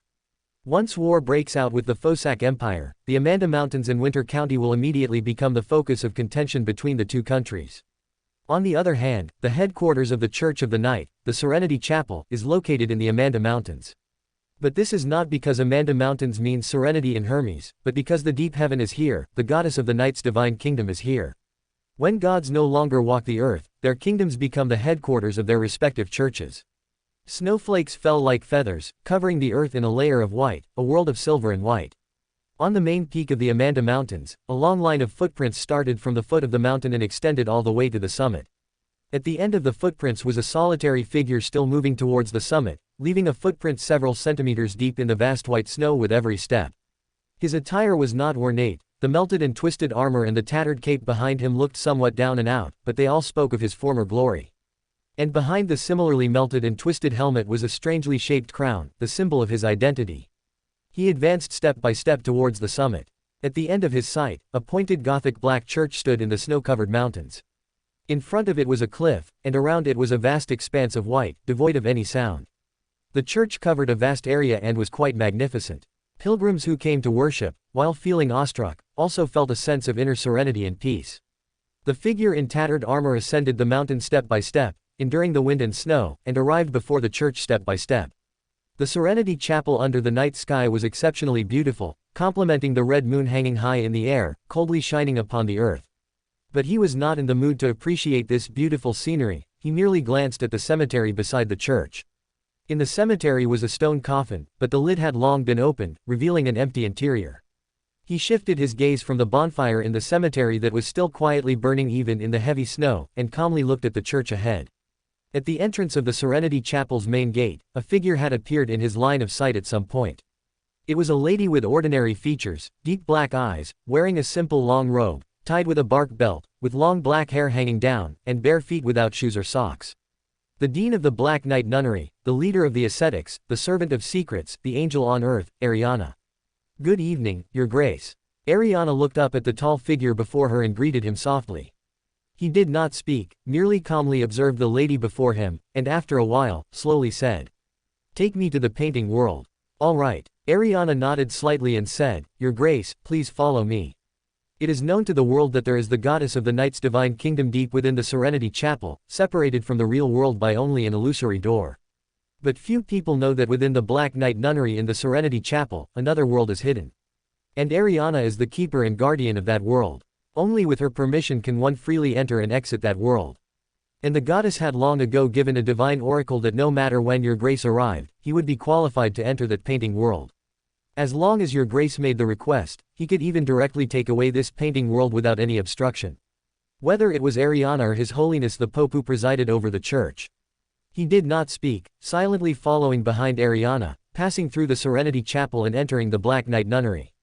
To ordinary believers, this church was sacred, magnificent, yet unfamiliar. Its internal structure was different from any church they had known before. But to him, this church was incredibly familiar, almost a one-to-one replica of a certain church from the past. He ascended the stone steps, bypassed the huge stone tablet, and arrived at the church door. The closed door was carved with intricate patterns, and in the center of each of the two door panels was a guardian nun holding a spear. And on either side of the main door were also statues covered in white snow, standing with spears in hand. Rumble. Ariana stood before the church door and gently waved her hand. Accompanied by a huge roar, the door slowly opened. The corridor illuminated by candles also appeared in their line of sight, with a large number of stone statues on either side of the corridor. Their appearance was identical, all in the form of knights half kneeling on the ground, wearing armor and hooded helmets. The knights on both sides held long spears in their right hands, pointing diagonally forward, as if lined up to welcome their master. And beside each statue was a headless candlestick of the same height as the statue. It was these candlesticks emitting a faint light that illuminated this church that should have been placed in darkness. At the end of the not-so-long corridor was a spacious prayer hall. The prayer hall was supported by 3 massive pillars with exquisite carvings on either side, and behind each massive pillar was a large window with beautifully carved paintings. The scarlet moon's light shone through these windows, illuminating the hall and easily overpowering the light emitted by the symmetrically placed candles on the prayer hall floor, making these candles seem somewhat redundant. And at the end of the prayer hall, there was an arched doorway on each side. Ariana did not stop, passing through the arched doorway on the left. But she quickly stopped, because the favored one did not follow. She turned her head, neither puzzled nor questioning, merely calmly observing the tall figure in melted and twisted armor. He stood in place, silently looking up at the wall ahead. There were no giant judges, no painting emissaries, no church's gun here. There was nothing here. After a long silence, he finally took a step and followed Ariana's pace. Through the arched doorway, behind it was a slightly curved, winding staircase leading upwards. The staircase was not long, only one section. On the platform at the end of the staircase, a narrow corridor extended to the right. There were 2 statues on either side of the corridor, identical to the statues at the entrance of the church, all in the form of knights holding long spears. He stopped again, not following Ariana, who had already passed through the corridor and entered the arched doorway at the end of the corridor. Because on the platform at the end of the staircase, there was an extinguished bonfire waiting to be lit. But this did not stop his steps, and he quickly followed again. Passing through the arched doorway, inside was a high octagonal room. In the middle of the room, there was a similarly octagonal circular platform. When the circular stone slab in the middle of the platform was stepped on, this platform started moving with a grinding sound, continuously upwards, directly to the top floor. This was an elevator. When he reached the top with the help of the elevator, a towering staircase appeared before him again. The handrails on both sides of the staircase were also exquisitely carved, but what first caught his eye was the magnificent building complex covering the opposite mountain peak. Giant palaces, majestic spires, towering city walls, everything was incredibly shocking and visually impactful. But it lacked the illumination of the scarlet moon. Everything here seemed frozen in twilight, unchanging through the ages. Even though it was not the first time he had seen it, he still paused for a few seconds, quietly appreciating this miraculous scenery for several seconds. He then shifted his gaze, looking at the staircase leading upwards, looking at the circular spire at the end of the staircase. The spire's door was still closed, but when the 2 arrived, the door seemed to sense something, and with a heavy grinding sound, it slowly opened inwards automatically. What came into view then was a giant bed like a sofa. On the bed was a girl in a white dress, incredibly beautiful. In her arms, she held a giant egg with a slightly damaged shell, her hands folded over the still intact shell, her exquisite face resting on the back of her hand, as if she had fallen into an eternal slumber. Everything seemed incredibly beautiful, except that the girl's size was slightly larger than ordinary people. But compared to the size of the oil painting, this seemed normal. His body trembled slightly, and he instinctively reached out, seemingly wanting to touch the girl before him. But soon, his raised hand naturally dropped, and he fell silent. Because what appeared before him was not a real girl, but a giant oil painting. Everything he saw was a scene from the painting. For some reason, or perhaps some will, he suddenly asked softly. Is she still alive? Yes. A trace of nostalgia flashed in Ariana's calm eyes, and she said softly. I have seen Princess Filianor in the painting world. She is an angelic lady. Is that so? He sighed softly. It was good that she was alive.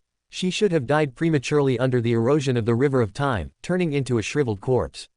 This was her predetermined fate. Because even the long life of a divine being was destined to be unable to withstand the erosion of time. But someone was willing to give everything, to fight with all their might to rewrite her destiny, allowing her to welcome a new ending. She was still alive, living in the painting world. His eyes were incredibly complex, filled with relief and guilt. Among his children, perhaps only the 3 youngest daughters survived. But 2 of them were forbidden products with half-dragon, half-demigod blood, unable to be known to others, and even unable to be openly announced to the outside world. To be honest, he didn't feel much guilt or affection for these 2 daughters. But only Filianor, she clearly had the purest divine bloodline, yet she was abandoned by him in the Ringed City, where the sun never shone. To the divine race, he was an excellent king, there was no king better than him, but he was not a qualified father. To any of his children, he was far from being a qualified father. And to races other than the divine race, he might not even be considered a king. His emotions surged at this moment, like a volcano that had been suppressed for tens of thousands, hundreds of thousands of years suddenly erupting. But all of this was quickly suppressed by another will. A trace of struggle flashed in his eyes, but it was all just a powerless resistance. Because even though he was one of the greatest Lord of Cinders in history, he was still not the master of this body. His expression became calm again, his eyes devoid of any emotional change, utterly serene. He needed the incarnations of the Lord of Cinders, but he did not need their emotions. Ariana stood by, calmly observing all of this, as if she was just a bystander. She neither actively asked questions nor actively offered him help, nor did she even tell him how to enter the painting world. Of course, if he made a request, Ariana would not be able to refuse. But he did not do so, because to him, the method of entering the painting world was no secret. He slowly walked forward, reaching out to touch the oil painting, to touch the egg in the arms of the girl in the painting. Crack, crack. The moment the eggshell was touched, it suddenly shattered quickly, and finally collapsed with a thunderous roar like a collapsing building, breaking into pieces on the girl's long skirt, revealing the deep darkness inside the white eggshell, a stark contrast to the outside. Dazzling light suddenly burst forth from that deep darkness, almost instantly filling the entire spire and completely enveloping his figure. And before this, Ariana had retreated outside the tower at some point. Only when the light dissipated did she return to the room. The layout of the room remained unchanged, the giant oil painting displayed a girl of incredible beauty. And in her arms, she held a giant egg that was slightly cracked but largely intact. Ariana calmly closed the door, allowing everything to return to peace. She returned the way she came, descended the stairs, and returned to the lower level via the elevator. Passing through the corridor guarded by night statues, she saw the bonfire at the end of the staircase. The bonfire was still extinguished, not lit. He seemed to be just an empty shell with a form. Ariana tapped her chest 4 times clockwise and said softly, "May the goddess bless you, your grace." She then descended the stairs and left the church. "Your Highness Ariana." A nun was waiting at the church door at some point. As soon as Ariana came out, she stepped forward and said respectfully, "His Holiness the Pope is waiting for you in the Holy Hall." Ariana was silent for a moment, then said softly, "Tell Irina, I will be there shortly." The nun bowed respectfully and withdrew. Intis Republic, Trier. In a luxurious hotel near Rosal Square, a girl with dazzling golden hair stood before a large, luxurious floor-to-ceiling window, her gem-like clear green eyes gazing at the brightly lit Rosal Church in the distance, her lips pursed. She still remembered Ember's instructions and believed that the steam church would not do anything to him. But a month was too long, and it was difficult to guarantee that no accidents would happen. Moreover, not participating in the tarot club for a month would make it difficult for other members not to suspect. She lowered her head, gazing at the 2 rings on her hand. Chapter 213, Son of the Emperor. The painting world of the steam church. Just like the other cities Ember had encountered before, this city, which contained the core of the entire world, was also entirely forged from steel. Ember and Karula walked side by side on the city streets, relying on the sensation of the fire seed to continuously move towards the core area. Ember's gaze swept over the surrounding buildings, and he frowned slightly, saying, "The level of construction in this world is quite complete, and there are millions of people. The steam church clearly intends to operate this world long-term, but why is the world so desolate?" Although the city's construction was quite complete, even more advanced in some aspects than the capitals of countries on the North Continent. Outside the city, however, they only saw a scarred earth, as if beyond the steel city, there was only barrenness. This alone was clearly not enough to support the survival needs of millions of people in the painting world, even the most basic food and water could not be guaranteed. This clearly contradicted the steam church's concept of long-term operation, yet it truly existed, making it difficult not to be perplexed. It should be known that even the painting world owned by the Aurora Order, although most of its surface was covered by flesh and blood fungus, there was still an area suitable for survival above the mountainside, enough to support tens of thousands of people. Facing Ember's question, Karula explained softly. The steam church holds the extraordinary pathway of Perfectionist at sequence 0, and the sequence 4 of the Perfectionist pathway is Alchemist, which possesses the extraordinary ability of life alchemy, capable of injecting souls into the items it creates, giving them a certain amount of life. The only problem is that the ritual corresponding to becoming an alchemist requires extracting all the life force from a certain area. The soil will turn to sand, the lakes will dry up. Although the area from which life force is extracted can recover its vitality, this requires a considerable amount of time, which inevitably leads to the desolation of this world. Of course, in this situation, the demigods or angels of the Earth Mother Church can also be asked to intervene and inject life into the land. However, the relationship between the Steam Church and the Earth Mother Church is not that harmonious. The Earth Mother Church will not easily lend a hand, and the Steam Church will not easily allow the angels or demigods of the Earth Mother Church to enter the painting world. Moreover, the people of the Steam Church actually don't care if this world is desolate. Although Ember was a little surprised, this answer seemed reasonable. The Steam Church believes in steam and machinery.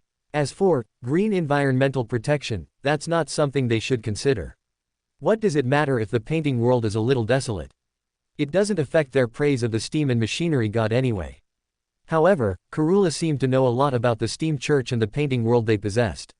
Ember asked softly, "Karula, which pathway are you on?" Karula's lips curled up slightly.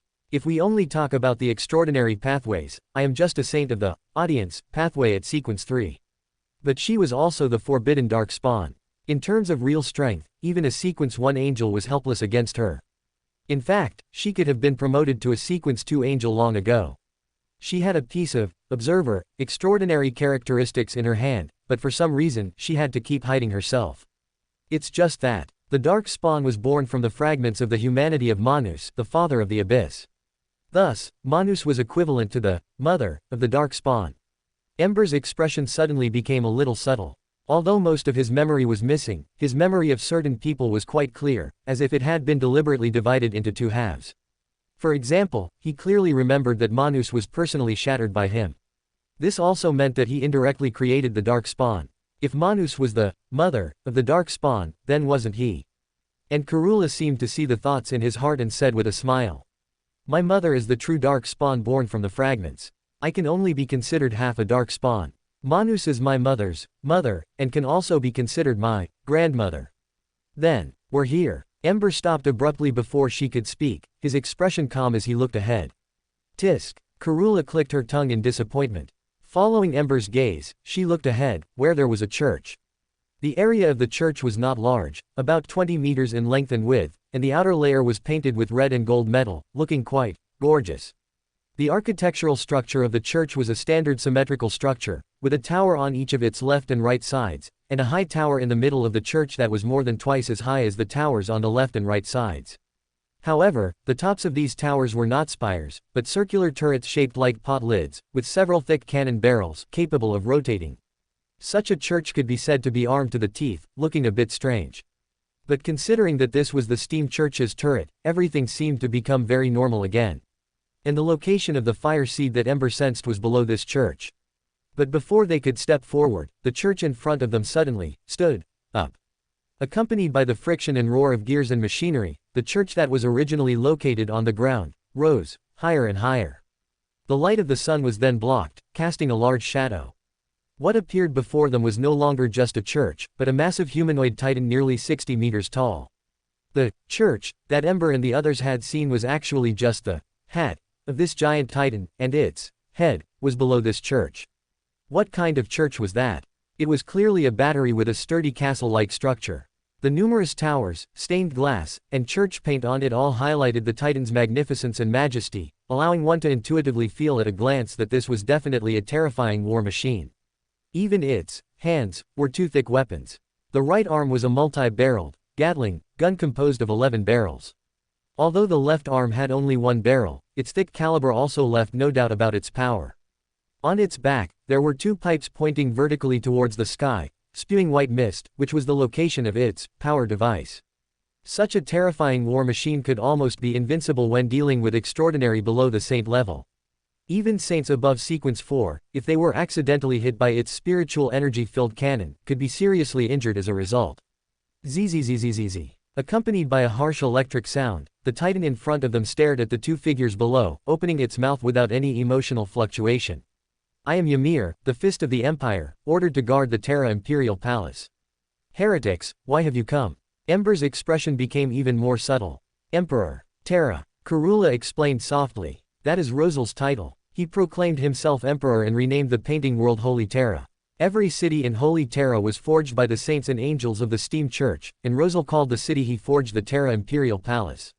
As for it, it should be the product of Rosal's life alchemy during his saint period. Ember nodded slightly, but for some reason, he thought of Rosal's death. In his later years, Rosal was betrayed by everyone, even his family left him. In the end, Rosal was also betrayed in his own imperial palace, assassinated and died. It has to be said that Rosal proclaiming himself emperor was a case of getting what he wanted, at least this ending was very true to history. Ember withdrew his thoughts, took out a badge from his clothes pocket, and said calmly, "I want to go to the core of this world. Clear the way." From the moment the Titan appeared, Ember had already understood. The core was not in the church on the Titan, but in the deep pit from which the Titan had climbed out of the ground. The giant Titan, who called itself the Fist of the Empire, lowered its head and stared at the triangular sacred emblem in Ember's hand. After a long silence, it slowly said, "As you wish." Bang, bang. Taking heavy steps, the Titan slowly walked to the side, clearing the way, and revealing the giant pit in Ember's field of vision. With the help of the sunlight falling from the sky, Ember saw the full view of the giant pit. This was just an ordinary pit. Except for the four sides being made of steel, there was nothing special about it. It seemed as if it was really just a place for the Titan to stay. The core that Ember was looking for was even deeper. Bang, bang. Just then, a huge heavy knocking sound suddenly came from beside his ear. Ember looked up in confusion and saw the Titan that had just left, extending its thick cannon barrel and frantically banging on a tall spire. "What is it doing?" Ember asked in surprise. Karula also hesitated for a moment, her expression not very certain, and she said with some doubt, "Appeasing the machine spirit." Click. As soon as she finished speaking, a sound suddenly came from beside her ear. It was the sound of rusty gears that had not been running for a long time grinding with difficulty. Immediately after, the sound of gears became denser and denser, and white steam spewed out from the chimneys in the city. The sound of turbines running and the roar of steam engines were incessant, and even the earth began to tremble. At the same time, a harsh alarm sounded in the city.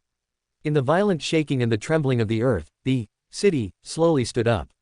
Karula showed a slightly surprised expression when she saw this scene, but she quickly understood what it meant. She still maintained her human form, but a pair of pure black leather wings grew from her back, and some black scales appeared on her body surface. She gently embraced Ember from behind and took him flying into the sky. From above, they saw the original appearance of the city from midair. The entire city seemed to have come alive, transforming into a giant steel turtle, spewing steam as it slowly moved into the distance. And on the turtle's back, the giant Titan was standing at the highest point, commanding the giant turtle to move forward. The giant Titan, which was 60 meters tall, was not at all conspicuous on the back of this giant turtle, but rather as small as an ant. Without Karula's explanation, Ember could also understand the current situation. Just like that giant Titan, this city had also undergone life alchemy by Rosal the Great, and it was a unique life form itself.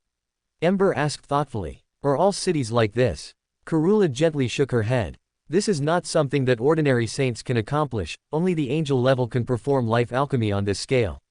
Most of the cities in the painting world are ordinary cities that cannot move, and only a very small number have life, like this Terra Imperial Palace."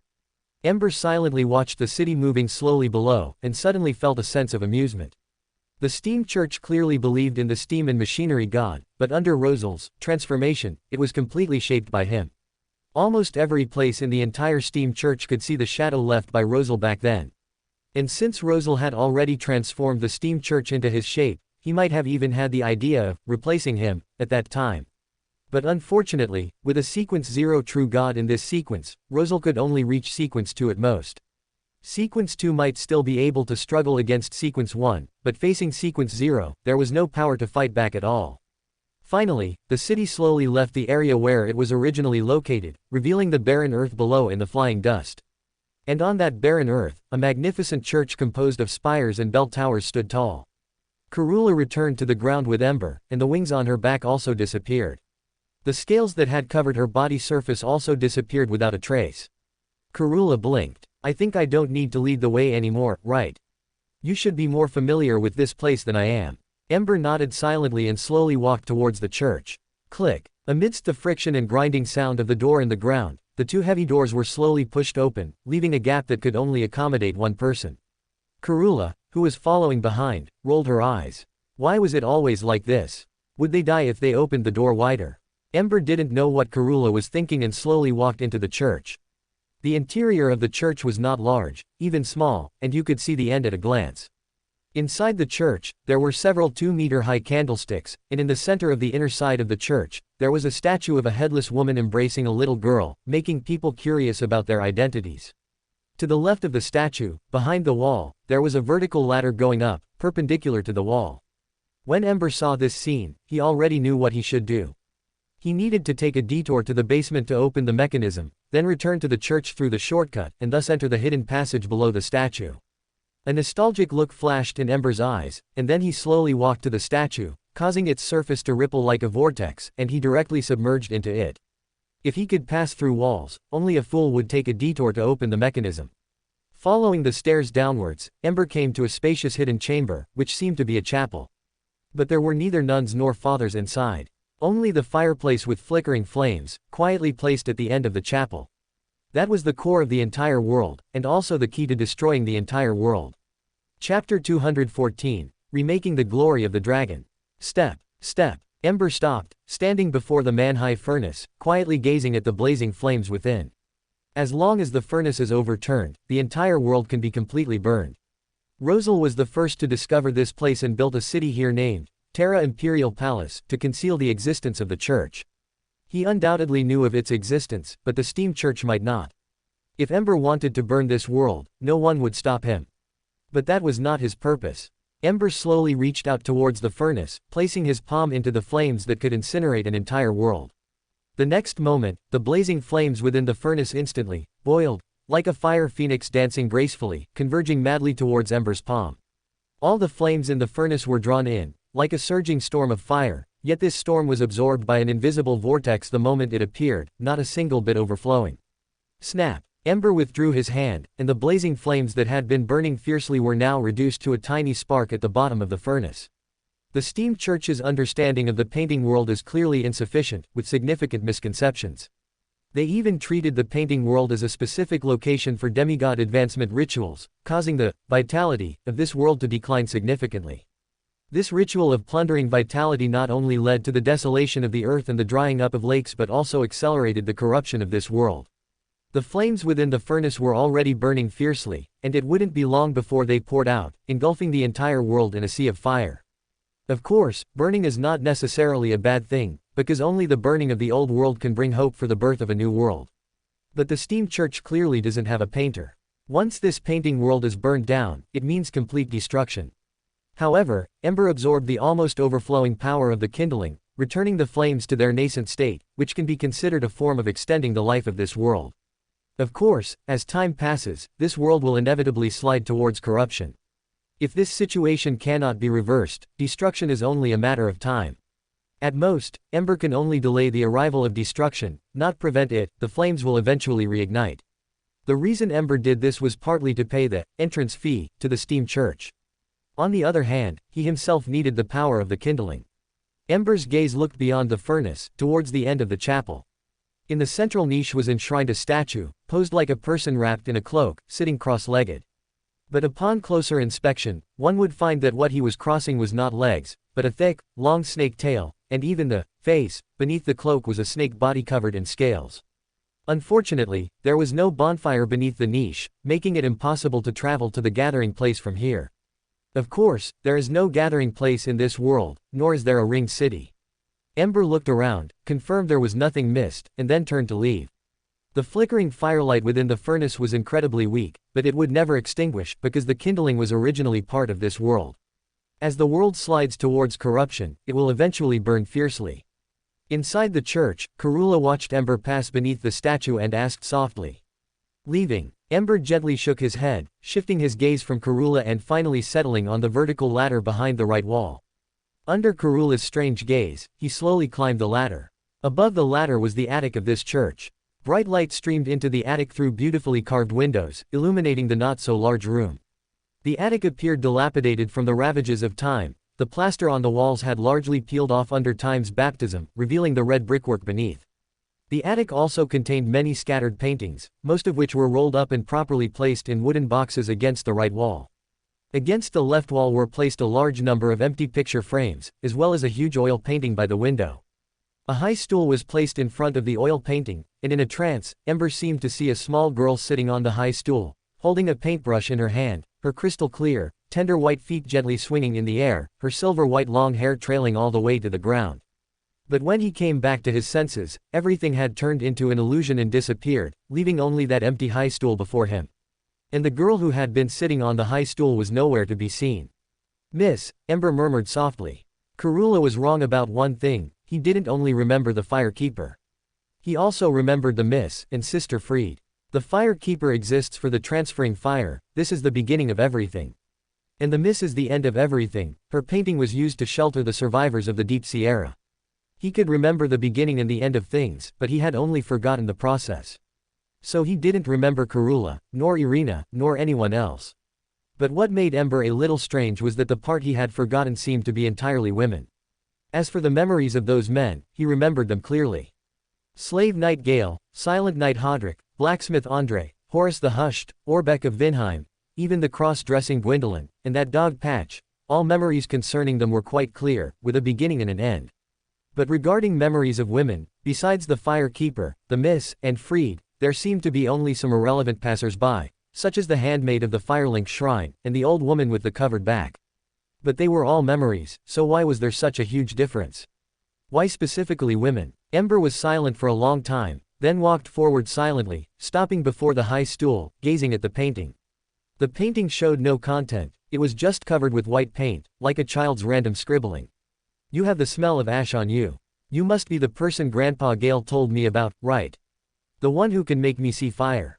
It's okay, after I finish this, I'll go back there, because you opened the door. Quote. You are the ash. Because you agreed to Grandpa Gale's request, that's why I want to tell you.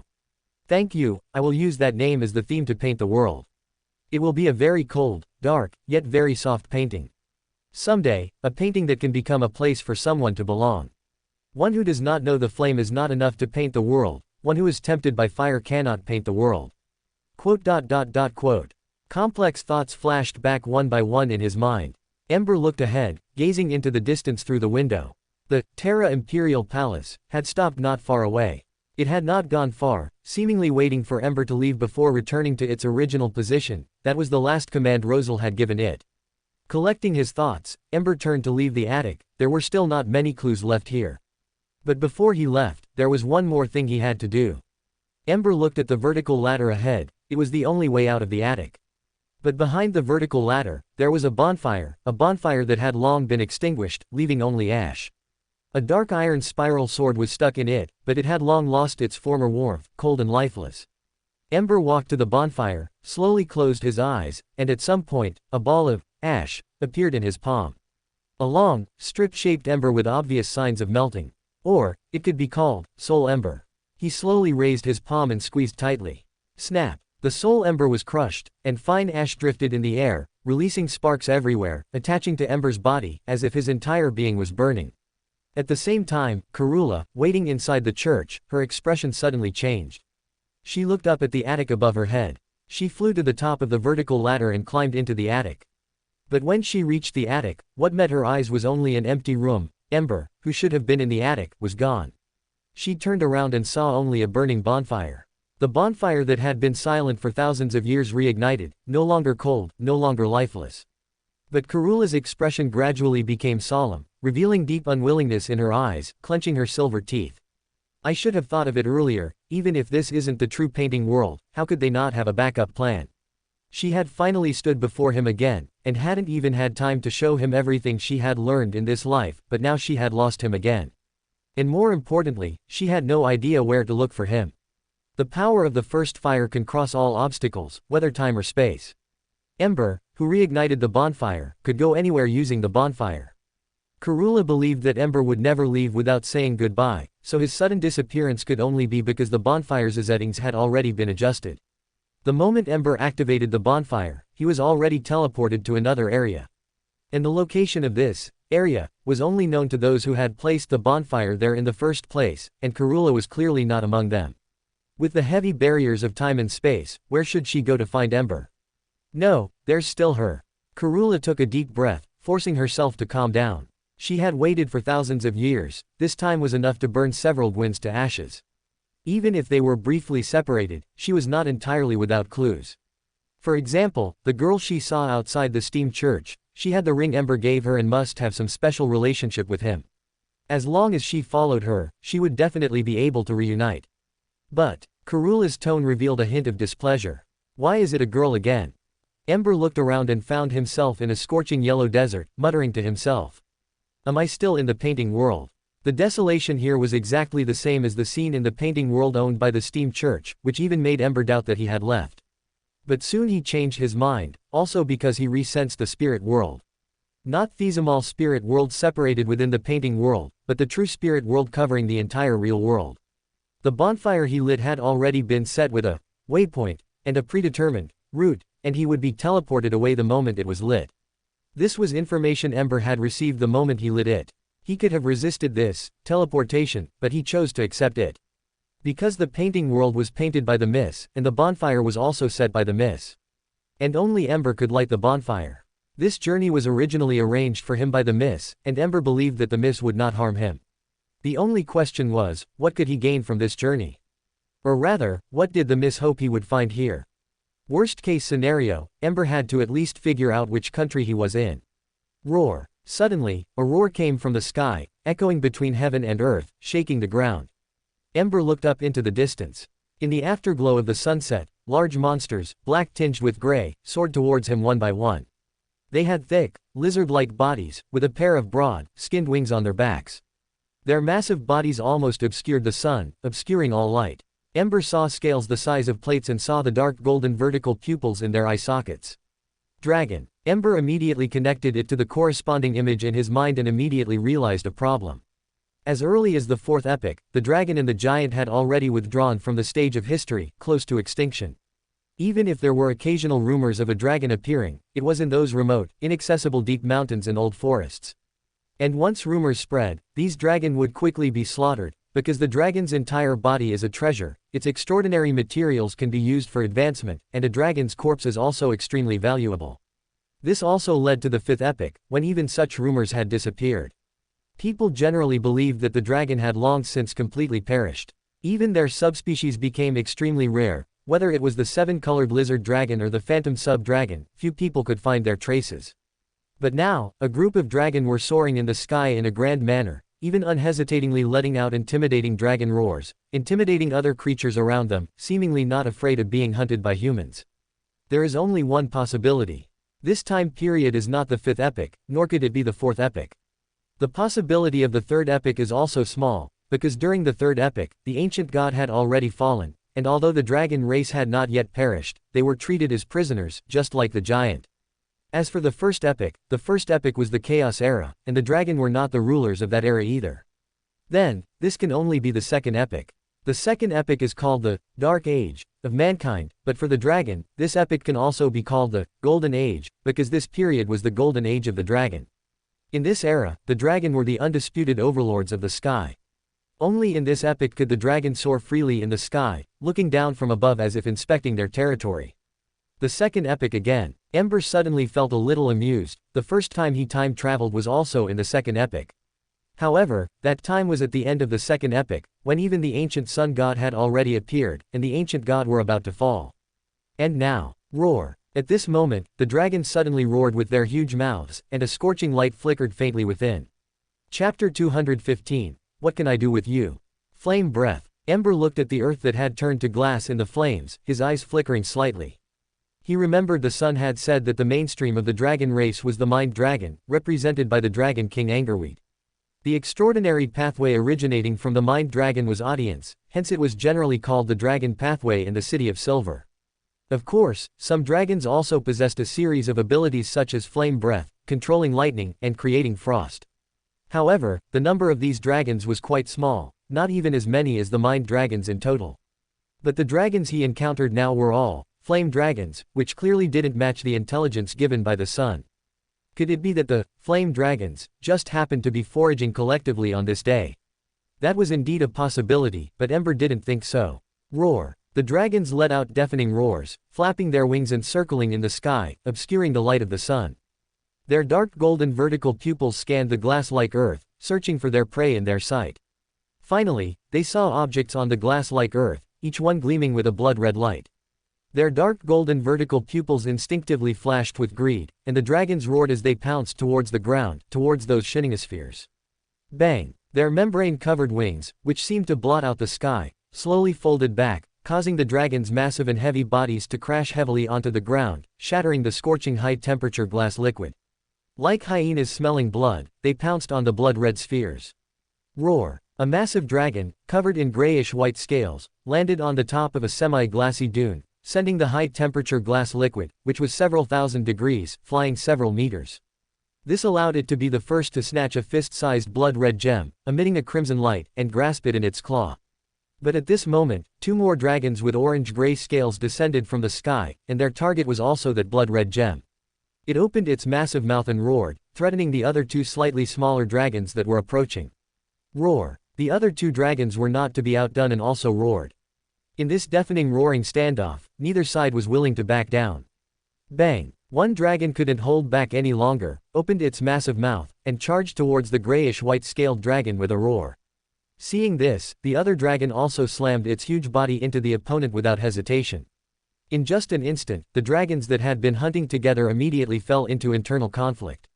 And such a scene also occurred among the other dragons. The dragons hunted together, but this did not mean they would still cooperate when dividing the spoils. The rule followed in the dragons' simple minds had always been the survival of the fittest, where the victor was king. Only the victor could possess all the spoils. The dragons' eyes were blinded by the blood-red light, and they immediately fell into infighting, engaging in fierce close combat with claws and tails. This also led to them failing to immediately discover the little girl hidden on the other side of the dune, on the reverse slope of the dune that had not yet turned to glass. Dad, Mom. The little girl in a tattered white long dress curled up into a ball, crystal tears welling up in her eyes. But she desperately covered her mouth, not letting herself cry out. Because she knew that once she was exposed, her fate would be the same as her tribesmen who had melted into the glass under the high temperature. Her body trembled violently, but all she could do was pray, praying that she wouldn't be discovered, praying that these dragons would quickly end this hunt and leave this dead silent desert with their spoils. Because only then would she have a chance to survive in this hell. However, the next second, a huge shadow obscured the girl's vision. It was a dragon with orange-gray scales. It had lost in the fight with the grayish-white dragon, its neck was a bloody mess, the scales that had protected it had long disappeared during the biting, and nearly one-third of its neck was also missing. This made the dragon extremely weak in the fight and it was knocked off the dune by the grayish-white dragon. But perhaps it was a blessing in disguise, severely injured and extremely weak. As it rolled down the dune, its dark golden eyes reflected the small figure of the girl curled up in the sand. Roar! The dragon, its neck covered in blood, roared and stood up, opening its massive mouth without hesitation and biting down towards the girl. It couldn't get a large piece of meat, but a little shredded meat to pick its teeth was fine. A foul smell rushed at her. The girl looked at the constantly approaching bloody maw, her spirit completely sinking into despair. But when people are in desperate straits, they often develop the courage of a cornered beast. She gritted her teeth and swung her hand towards the dragon. Her fingernails grew wildly, an extra section with mysterious symbols and patterns growing out, flashing with cold light under the sun. But perhaps to escape, or perhaps to not feel so bad when she died, she still closed her eyes amidst the violent trembling. Poof! Blood instantly burst forth, and the foul-smelling but scorching liquid dyed the golden desert a bloody red. On the other side of the blood-red dune, the dragons were still biting their own kind in the high-temperature glass liquid, fighting fiercely. No dragon noticed the situation on the other side of the dune, even though it was so close. Even though the corpse of one of their kind had already crashed down. Bang! The dragon's huge body, tens of meters long, crashed to the ground, causing the earth to tremble and splashing up sand and dust everywhere, obscuring the view. The curled-up little girl suddenly felt her bottom lift into the air, as if her whole body had flown up, but the next second she fell heavily to the ground, her bottom aching. This unexpected change made her subconsciously open her eyes, and what came into view was the dragon's head with its massive maw wide open. Its dark golden eyes were staring intently at her, and the open bloody maw was less than a centimeter in front of her, as if it would completely chew her up the next moment, leaving not even bones. The only difference was that this head was not on its neck now. Its body lay not far away, and hot blood kept splashing out from the neck. And on the dragon's back, there was a figure holding a greatsword. His figure was not tall. Compared to the dragon, he was like an ant to an elephant, so small that he was almost unnoticeable. He stood with his back to the sun, a halo of light on him, like a hero. Ember leapt down from the dragon's back, came before the girl, and asked softly, "What's your name?" Bang! A deafening sound came from overhead again. The dragons were still infighting over the spoils. But this time, the girl's heart no longer seemed as fearful and helpless as before. Her wine-red eyes blinked slightly, and she whispered, "Lilith, Lilith." Ember murmured softly. The other party was speaking giant language, which Ember was not surprised by. He could see the true names of others, provided, of course, that the person was at least an NPC, not a grunt or a passerby. After all, for grunts, true names had no meaning. And the girl in front of him was indeed a passerby. Open black lens bracket blood clan close black lens bracket Lilith. From her name, at least she was definitely a passerby now. As for the future, Ember quietly gazed at the girl's young face, trying to connect her with the girl in his memory. Besides the same blood-red eyes, the dazzling golden hair was also almost identical. "Let's just assume you are Lilith." Ember put away his thoughts and said something that made the girl extremely confused. What did he mean, let's just assume she was Lilith? But her name was Lilith. Roar. A deafening roar came from overhead again. Ember looked up and saw the grayish-white dragon's thick legs and tail. It stood at the top of the dune, howling towards the sky, displaying its status as the victor. "Can you stand up?" Ember shifted his gaze to the little girl in front of him and asked softly. No problem." Lilith didn't have time to think and hurriedly climbed up from the ground. But just as she stood up, before she could brush the sand off her dress, she suddenly saw a large shadow cast down from overhead. Lilith subconsciously looked up, and a pair of dark golden vertical pupils were staring intently at them. The victorious grayish-white dragon had already discovered them. Its eyes were full of madness and greed, and it opened its massive maw and bit down without hesitation. Lilith watched all this in horror. She subconsciously wanted to shout, wanted to warn. But fear seized her mind, making her body unable to move, and she couldn't even shout. She could only watch as the dragon's bloody maw got closer and closer, and watch as Ember futilely raised his left arm. Clang! Bang! Everything happened in a flash. Lilith clearly opened her eyes wide, taking everything in, but still couldn't understand it all. She only saw Ember raise his left arm, blocking the dragon's bite. Then, he thrust the greatsword in his hand into the dragon's head and pulled it out forcefully. Amidst the dragon's screeching cries of agony, its body crashed down, rolling down from the dune. It almost struggled to stand up, but Ember appeared in its sight again. Before it could get up, he thrust the greatsword into its neck, completely piercing it from top to bottom. Poof! Its head, like that of its kind, was sent flying far away by the gushing blood, like a fountain. It rolled a few times in the sand and stopped moving. Its tightly closed claws also relaxed, and a mass of blood-red light rolled down with it. It was a gem that seemed to be condensed from thick blood. It was fist-sized and emitting a crimson light, like a miniature red moon.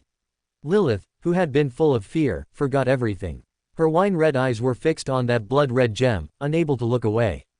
Her instinct was craving, yearning for that gem. Immediately after, specks of brilliance seeped out from the void, quickly gathering together to form a strange object. It was fist-sized, shaped like a heart, but its surface was covered with grayish-white wrinkles, like an alternative brain. On each wrinkle, countless symbolic characters and strange patterns layered and extended, penetrating the surrounding environment, connecting to a world that extraordinary of other pathways could hardly see. This was the extraordinary characteristics left behind by the grayish-white dragon, exactly the same as the extraordinary characteristics left behind by Herwin Rambus after his death. Open black lens bracket contaminated, Witch King, extraordinary characteristics times 1 close black lens bracket. Open black lens bracket contaminated, manipulator, extraordinary characteristics times 1 close black lens bracket. Mixed. Ember was thoughtful, but soon seemed to sense something and looked up towards the top of the dune. It was already filled with dragons. Their dark golden vertical pupils were staring intently this way, their eyes full of greed and madness. Ember's eyes were incredibly calm. Undoubtedly, these dragons were all mad, that was certain. After all, the two extraordinary characteristics he obtained were both contaminated, so this was definitely not just an isolated case. And the reason for the contamination was also easy to guess. They had ingested too many extraordinary characteristics from different pathways. For extraordinary of the fifth epoch, ingesting extraordinary characteristics from other pathways often meant madness and loss of control. But for the second epoch before the blasphemy slate was born, extraordinary creatures were the masters of the world. In the concepts these extraordinary creatures could understand, there were neither pathways nor sequences, only chaos and madness were the eternal truth. These dragons undoubtedly ingested a large number of extraordinary characteristics from different sources in order to gain more powerful strength. While this indeed made their strength greater and their abilities more numerous, it also caused their madness to accumulate continuously, eventually leading to complete loss of control. And being out of control due to madness, they would become increasingly eager for extraordinary characteristics. In other words, this was almost a dead end, almost inevitably leading to unavoidable loss of control. Of course, if they became strong enough, they could pass on those mixed extraordinary characteristics to their offspring through inheritance. The more offspring they bore, the more mixed extraordinary characteristics could be eliminated, which would allow their minds to return to normal, at least much more normal than being out of control. But the dragons in front of them were clearly not strong enough to reach this point. Manipulated by madness, they were merely instinctively craving extraordinary characteristics, unable to even judge the difference in strength between the two sides, just like now. Roar! The dragons howled towards the sky, roaring as they swarmed up the dune, each one impatiently opening its bloody maw. If you are a dragon, that's good too. Ember didn't know what he thought of, and suddenly let out a light chuckle. The next moment, a holy bell silently appeared in his palm. Open black lens bracket storm falling thunder close black lens bracket. Open black lens bracket can summon fierce falling thunder. He who was once the dragon hunting war god became comrades with the storm dragon in his later life. This miracle is the story between them. Close black lens bracket. One after another, golden yellow lightning bolts leapt out of thin air, intertwined, turning into a storm, covering the sky, enveloping the semi-glassy dune before them, and all the dragons on it. In front of the intertwined golden giant thunder, even the light of the sun paled in comparison. The dragons were blinded by the flashes and instinctively trembled from the violent and terrifying aura, falling off the dune one after another.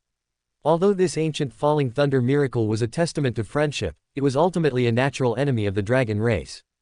Fear overcame madness at this moment, even making them entertain the thought of escaping. Amidst wails and painful roars, they struggled to get up, flapping their wings, trying to flee this area covered by lightning. But it was too late. The intertwined golden light shone across the sky. Witness the rolling giant thunder. For more thrilling fanfiction stories like this, check out my channel Fanfic Audiobook. Dive into epic adventures, mysterious realms, and legendary journeys brought to life through immersive storytelling. Don't forget to like, share, and subscribe for more amazing audiobooks.